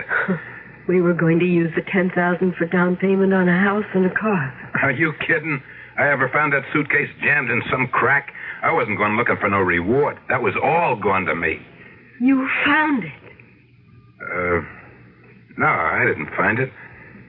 I worked down to the deep end. It was a good 150 feet there. What happened to me was I got swept into the spillway. The what? Where the water runs out of the reservoir. Must have caught my head a real crack. I was stuck in a kind of a pipe. I got out of my tanks, and then I passed out. I must have lost my face mask then, too. Yeah, that's how come the insurance company and everybody else thought you must be drowned. What happened to you? When I came to, I was lying in some reeds, half buried in the mud. There was blood all over my face. I didn't know where I was. Well, get this, Marge, because it's what counts. I didn't know who I was. And I either got out of the flippers or I lost them, and all I had on was a pair of swim trunks. What did you do? I busted in some house and I got some clothes. And I lit out, hiking. Worked my way west, working odd jobs. And I figured I couldn't keep drifting forever. I had to establish some sort of, what do you call it? Identity. Yeah, that's it. Like who I was. I had to be someone. So I joined the service. 6-year hitch. And 2 nights after I'm out, I got hit in the head in a barroom, Brannigan, and pow, I remember who I am. So I figured I'd come home. You and me have some talking to do. What? I need a steak, Marge. Some dough. That's one reason I looked you up. Well, I could let you have 15 or maybe $25. Come on, don't kid around with me, baby. I said a steak. You know what I'm talking about. Real money. I had to do quite a bit of digging to turn you up when I got back to Ferndale. You mean other people know you're alive? Don't panic, doll. I ain't stupid. I may not be long on schooling, Mrs. Miller, but I got what it counts up here. Mrs. Howard. Well, now, that's the real question, ain't it? Just whose wife are you? Well, now, be reasonable, Lou. There isn't any question of that. You and I were married less than a year. Howard and I have built a life together for nearly 7 years. What does your husband do at the bank? He's, a bank officer. Class job, huh? Pays pretty good, huh? Banks don't pay that much money. Not even to senior vice presidents? I told you I've been snooping around a couple of days, sweetheart, so don't try any tricky stuff. Now, let's get down to real business. Just what's it worth to you to keep this happy little home you got all in one piece? I don't think I have to tell you what it's worth. I have a savings account. I've been saving for years for a trip we wanted to take. If you'll get out of my life again, you can have it. How much? It's nearly $3,500. And where is it? At the bank. Your husband's bank? Yes. What would you do? Just go there and draw it out? Yes. Supposing your husband caught you doing it, how would you explain? I'll go on his lunch hour. He won't have to see me. And where will I be? You can wait here or come with me, whatever you want. And no cops. No mention of any of this. Do you think I want anyone to know you're still alive? That no matter how innocent it was, I've been living with another man as his wife when I wasn't really. You think I want Billy mixed up in this? It's a small town, Lou. And a lot of people are smaller, and this happens to be a terribly important time in my husband's life. Yeah, I gathered from the posters. Running for mayor, ain't he? I don't want to discuss Howard with you. I just want to do whatever I can from hurting that man I love. So I will go to the bank and get the money, or you can come with me. All right, let's knock off all the pretty talk and take a real look at where we stand. Now, you're not paying me off with any measly $3,500. How much do you want?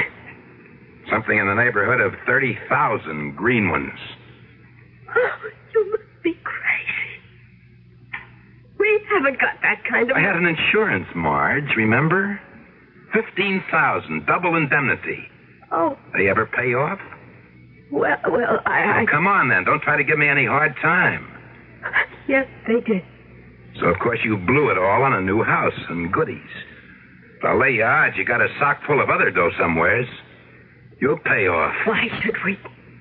Because you've been living with a man you're not legally married to. I'd get a lawyer's opinion, first of all. And I would be willing to bet right now that no court would hold me or Howard responsible for an honest mistake. You'd have to give back all that pretty insurance money. You can't collect on a corpse that ain't. That could be arranged. Ah, so you do have it socked away. Whether or not we do is none of your business. There's another little thought you might have in mind. How many votes do you think it's going to cost your husband for mayor when I make this public? You're just as much of a louse as I discovered right after I was stupid enough to marry you. Howard will take his chances. I think I can speak for him. Can you speak for him on everything? What are you getting at now? The one other person concerned in all this. Billy. You leave Billy out of this. How can we? He has nothing to do with you. It was a good try, Marge. But what kind of a lunkhead do you think I am? First moment I found out there was a kid involved. Yesterday. I went and looked up the birth certificate. Oh. Billy ain't no 7 years old. He's 8. Oh. And as stupid as I am, I can count. That makes him my kid. He doesn't know that, Lou. He thinks Howard is his own father. Okay, baby, we could leave it that way. Just so you come through with the 30 grand. That's the only way you're going to get rid of me now. Until then, you got a monkey on your back.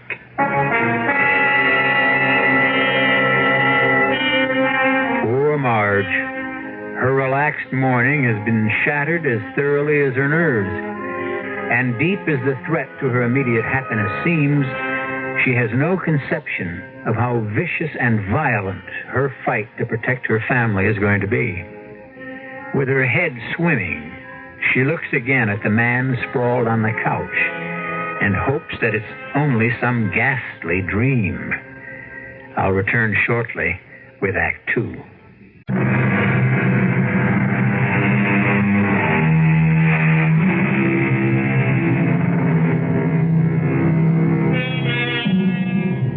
The shock of meeting a husband you have believed dead for over 8 years is enough to numb and scramble anyone's mind. At least Marge found it so. She couldn't believe that Lou was any real danger to breaking up her present family legally, nor that the publicity would mean anything in Howard's campaign. But two things did terrify her: the effect it might have on Billy, and the tension a kind of mad and inhuman quality that underlay everything that Lou said, as though, in some inexplicable way, he was dead inside, that he was a ghost returned from the grave. You stay away from Billy. From my own son? He's no son of yours. Like I told you, I seen the birth certificate. I didn't mean that. I mean he's nothing like you, thank God. And he worships his father. I mean Howard. Who was that? I don't know. Let it go. Don't answer. Oh, it's Bob Russell's car in the driveway. I can see it from here. They're next door neighbors. They know I'm home. All right. Go answer. There are no tricks or funny business. Put that pistol away. So open the door. Find out what he wants. Don't let him come in, or I'll drop him like a bowling pin. All right, but don't lose your head. You just worry about your own. Hi, Marge. Sorry if I disturbed you. No, I was in the kitchen. I didn't want to come at all because, to tell you the truth, I thought you might have sneaked back to bed for a nap. Oh, no, I was just going to get dressed and go marketing. I know. You're the morning person. That's what Betty calls you. This is all the junk on the community chest Betty promised you. Oh, that's great. How's it going? Dragging any formidable loot? Over 60,000 up to now, and we're only halfway along. Well, keep it in a safe place. Uh-huh. Hey, you feeling all right? Me? Why? Well, you look a bit pale, sort of drawn. Maybe I'm just picking up a little cold. Yeah. Well, excuse me, I got a customer waiting. Uh-huh. 60 grand, huh? Oh, don't get your hopes up, Lou. It's all in small checks. Most of them at the bank and all made out to community chest. Even you couldn't figure a way to get your claws on that money. All right, you can cut the comedy. I have my own way. And not much more time to waste. I've been figuring while I was waiting for that used car salesman. Bob's a stockbroker. I want you to call your husband and get him home here from the bank. I can't do that. Well, you better, doll, or I'll lock you in a closet and go down there and bring him back my own way. I got to get all this settled today. But I can't bring Howard home from the bank. What could I possibly... Don't answer it. That's silly. Why not? What am I going to do? Scream for help? Just don't answer it. You're out. But it might be Betty ringing to make sure Bob dropped off the stuff. Oh, that's right. Howard was going to call about us having lunch together. Damn. Okay, there's an extension in the kitchen, right? Yes. I'll be listening. And don't try anything or I'll kill you. Might as well know I have nothing to lose. Hello? Darling, it's Howard. I'm calling about lunch. Where are you whining me? Well, what was that? What was what? Was Billy home? Anyone with you? Why, no. Why? It sounded as though someone was on an extension. Oh, don't be silly about lunch.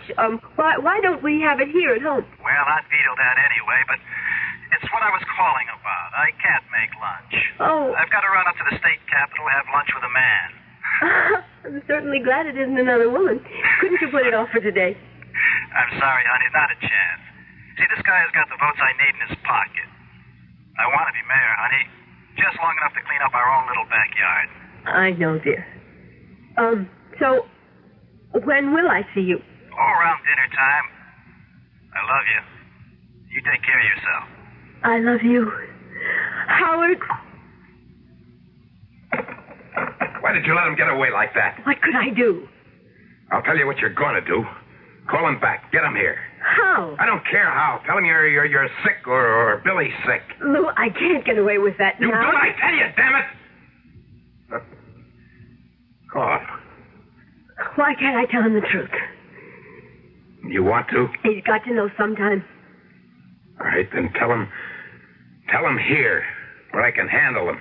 And he doesn't get any fancy ideas of ringing in anyone else. Dial. I'll call his private number.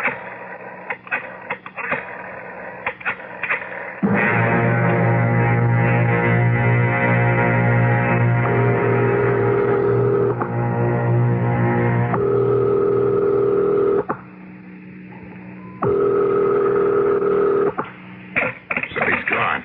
You heard for yourself on the extension. Yeah. Well, maybe just as well. Now, look.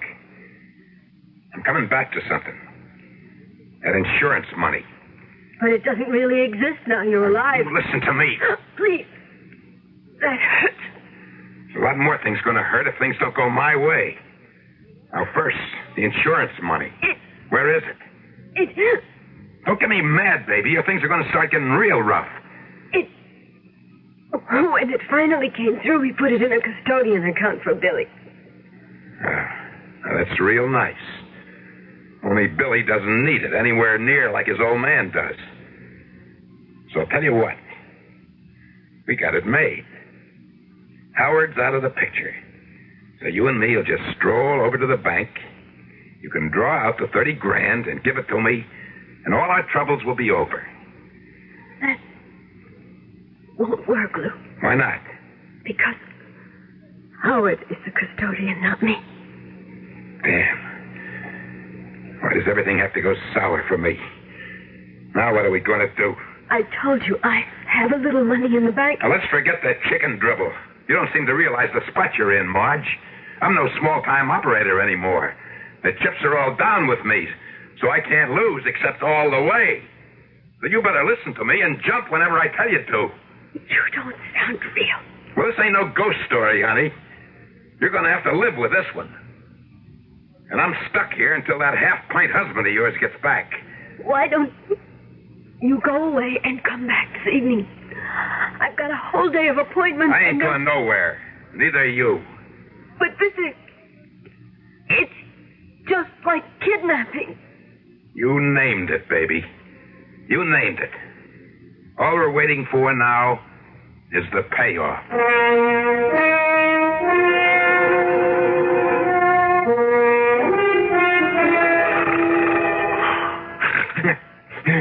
Hey, hold it, Marge. Where do you think you're going? I was just going to the front door. It's about time for Billy to be coming home from school. You just stay away from doors. I'll tie you up. I've been on the go so long, I've forgotten what sleep is. Tie me up? Yeah. I don't want to take no chances you get some crazy idea taken off. Or calling the police. With Billy coming home, I wouldn't dare. To leave him alone with me, huh? Yes. And why would I call the police? You do have some right to be here. Look, I'm desperate, Marge. I'm not kidding you anymore. All that guff about getting amnesia and stuck in the spillway, forget it. I was just trying to keep things nice and simple at first. You found that money in the reservoir all those years ago. That's right. I was going to take off from you anyway. You and me were a mistake from the beginning. Oh, that's true enough. You just wanted kids in a home. I wanted the big time. For a while, I had it. I left my air tank and my face mask bobbing in the middle of the lake, and I swam ashore. I took off for Vegas. Had a run of bad luck, so I blew the 100 grand. I had to get even with the tables, so I used a little muscle here and there with the private citizens to keep myself in bread. You mocked people? Don't look so holier than thou. I got my comeuppance, if you want to know. 6 of the years since I left you, I spent in security prisons. I won't tell you what for. I'll tell you one thing. The next thing they get me for, if there is to be one, that's it. I'm in for good. So don't make any mistakes about how desperate I am. So get away from that door now. Make me some coffee. And where's the jar? It's on the way to the kitchen.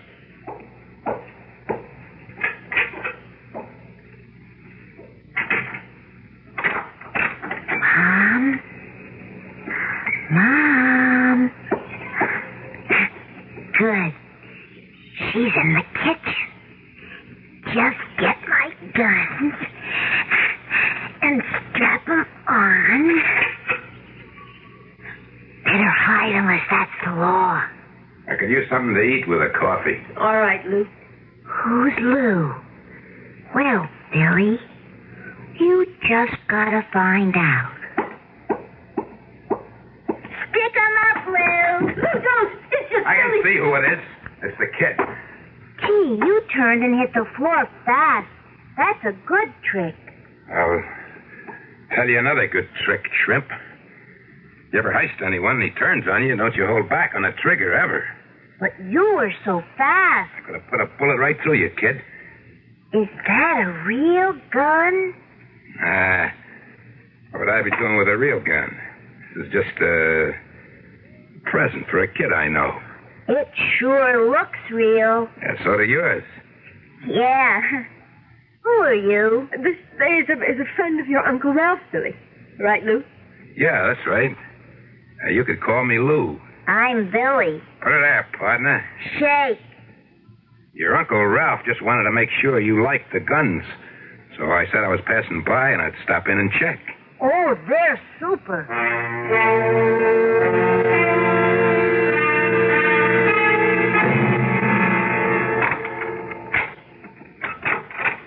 Hi, darling. I was just trying to find the darn key. Who are you? Unexpected visitor. A friend of the family. Marge's side. She asked me to get the door. She's feeding Billy. Come on in. Oh, sure. Sorry, it's just it was such a surprise. Have we ever met? No. Oh, don't let the getup put you off. I just came off a camping trip. Oh. Well, you seem to know who I am. You want to tell me who you are? Sure. Lou Miller. Lou Miller? But you're dead. That would make it simple, huh? No matter how scary a ghost is, there are ways of making them disappear. Now, me, Howard, I'm the real McCoy. Like, if you want it right between the eyes, I'm Marge's real husband, and that's my kid inside. Oh, my God. Maybe it won't take too much praying to turn me back into a ghost. That's what you and me are going to talk over, Howard. You're the only one with the keys to turn time back again, just the way it was.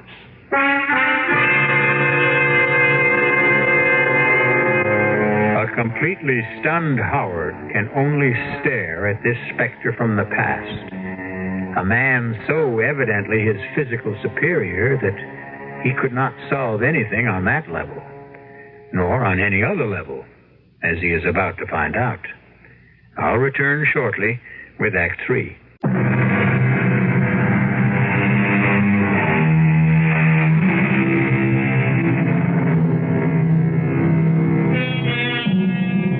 Howard is about to have his first meeting with something which neither you nor I, or at least most of us, would be able to handle.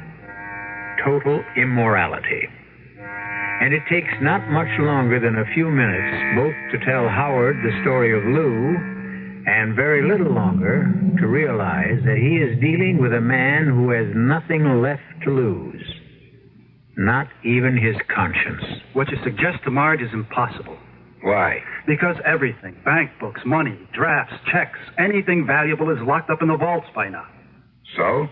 You're executive vice president, aren't you? Yes. You got the keys, haven't you? Yes.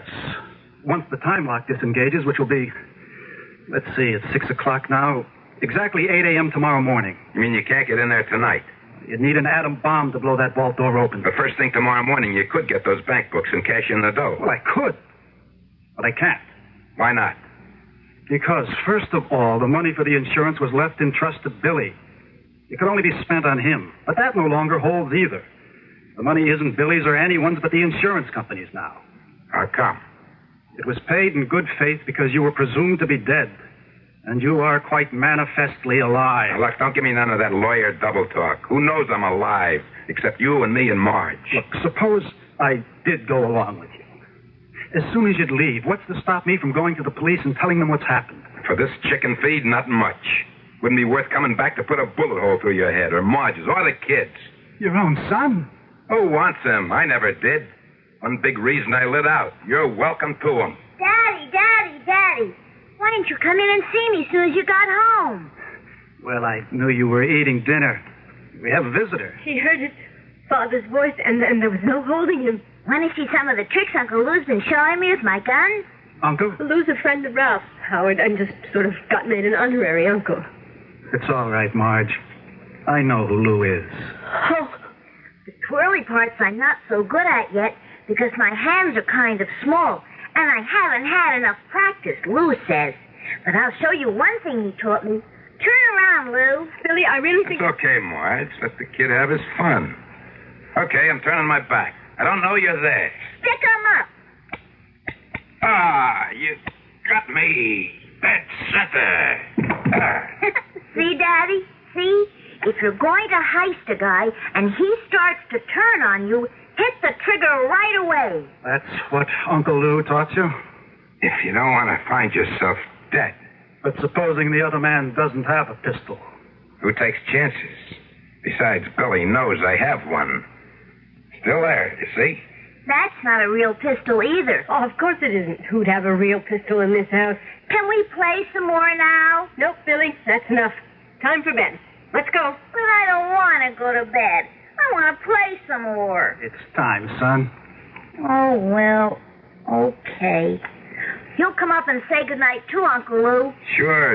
If you take off right now with your mother. Okay, chum. Up the wooden hill.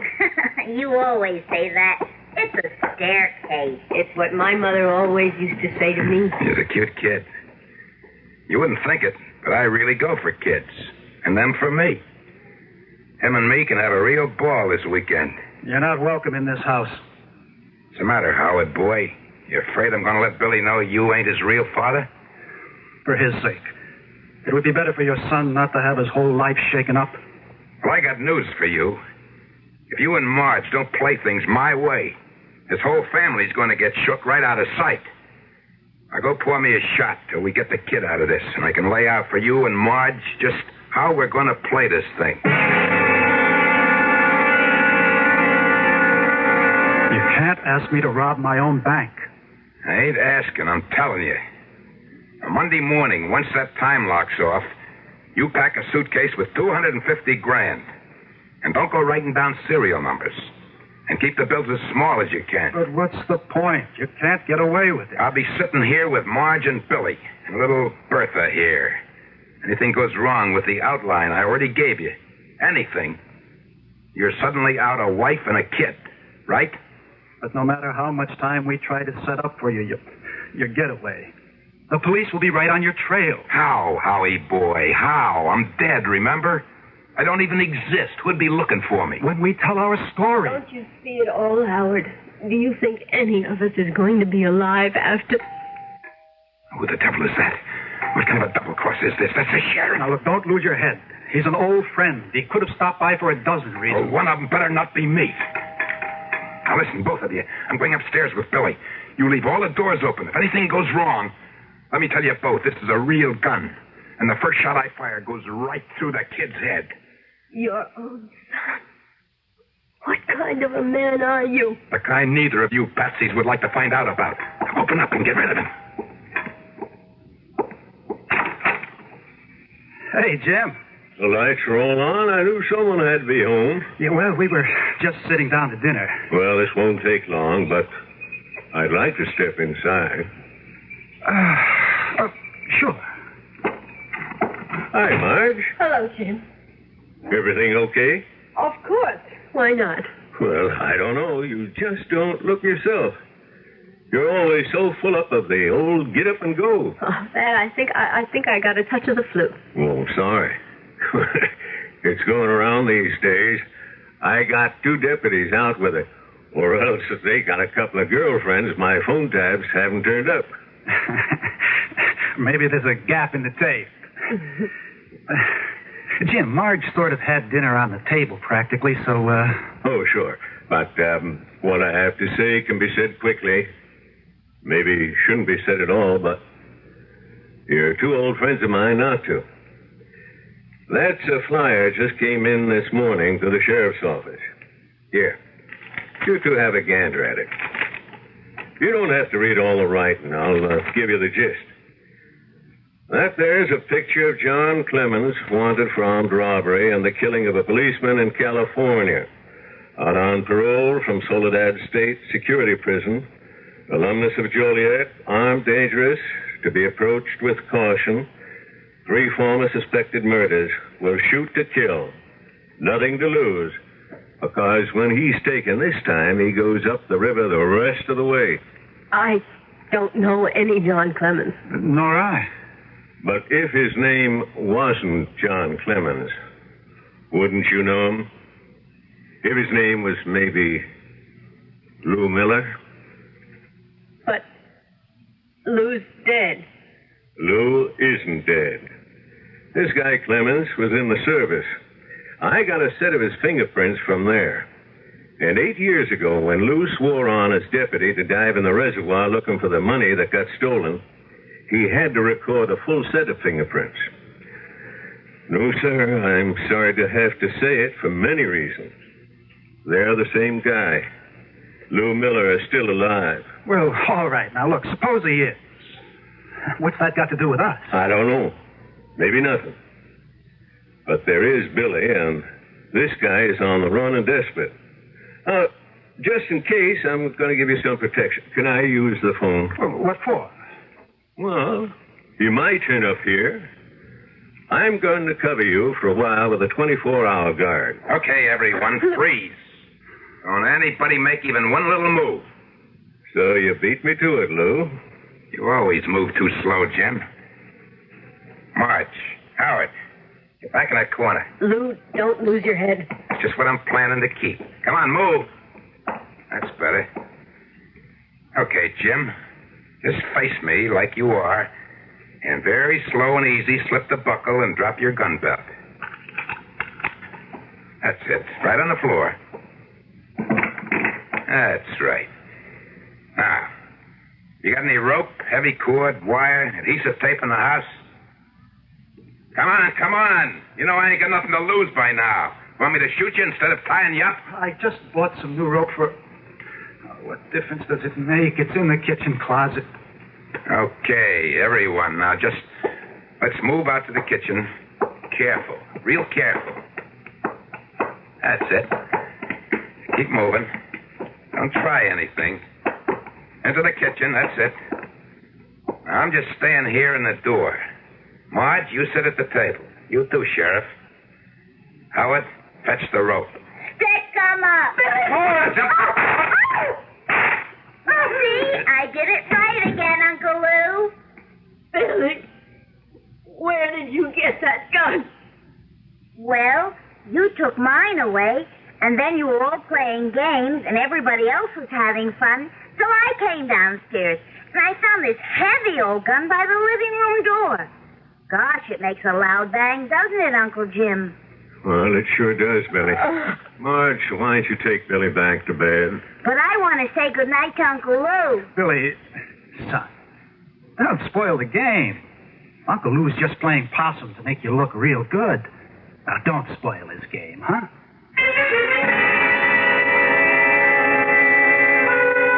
How is he, Sheriff? Bullet got him right in the spine. Too late for the ambulance. How is he, Howard? This time he's gone for good. Oh. Did you get Billy to bed? Yes. What's going to happen to us now? Howard, what have I brought on you? We'll weather it, Marge. But the whole story will come out now. And I'm not thinking about us. But what it'll do to Billy. What a thing to grow up with. Just a minute, you two. Isn't there a quote somewheres about God moving in a mysterious way his wonders to perform? That's almost the exact quote, but... Main thing, it seems to me, in all this is to keep Billy from being all broke up over what was an accident. Jim, when this story breaks in the papers, how can it be kept from Billy? The question is first, can it be kept out? How? Of course, it's got to be a story. A man is dead. But a story about what man? I don't understand you. You're returning that insurance money to the company, of course, Howard. Well, naturally. So now let's take a good, hard look at the rest of it. Now, I intend to have a long talk with Judge Markham. Now, I can't answer for him, of course, but I've known him all our lives. Now, if I was in his place, here's the way I see it. This man's legal name is John Clemens. He's been using that name for over 8 years. He's a known killer. There's a statewide alarm out for him. So now, here's me, the sheriff, an old friend of yours, visiting for the evening, when this John Clemens tries to pull off a heist. 2 shots are fired, one from my gun, one from his. The one from my gun kills this John Clemens. So, where does Lou Miller figure in this? A man already dead 8 years? You mean Billy, the whole time, doesn't have to know exactly what he's done? It was an accident, Marge. The child has no idea what he's doing. Who'd want to place this burden on his shoulders? Like I say, it's not my decision, thank God. But I'd hope Judge Markham'd feel about it that you only get a chance to live once. Seems fair enough to me. The best you ought to have is, like him, one chance to die.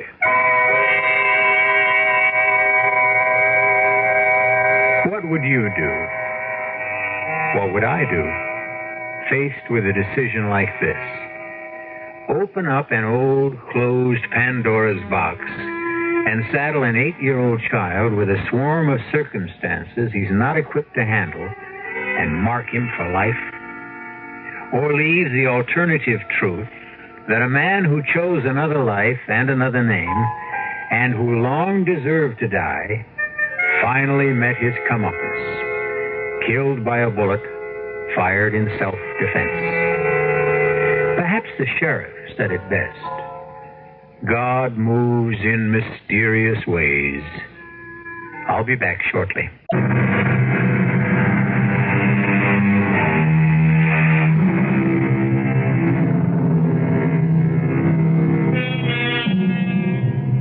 At 8 years old, there are ghosts and goblins, mysterious figures that move through trees, phantom ghosts that can leap into the mind and spin it flying the wrong way. But time goes by, and a boy grows up, and with 2 understanding parents and a sheriff who opens his files to let a young man read the truth of his background, Billy can accept his father for what he was and thank his lucky stars for the foster one his mother provided for him. Our cast included Joan Loring, Joseph Julian, Tom Keena, Dan Arco, and Hetty Galen. The entire production was under the direction of Hyman Brown. Now, a preview of our next tale.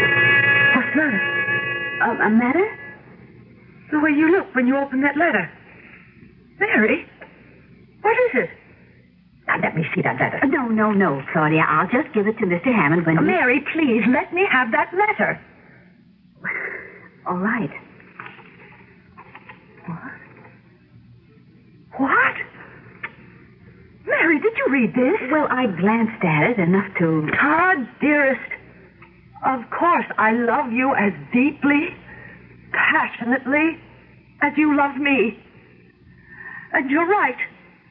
Claudia does stand between us. So, dearest heart, I've changed my mind. I will go along with your plan to put her out of the way. Signed, Margot. Radio Mystery Theater was sponsored in part by Sign-Off, the sinus medicines. This is E.G. Marshall inviting you to return to our Mystery Theater for another adventure in the macabre. Until next time, pleasant dreams.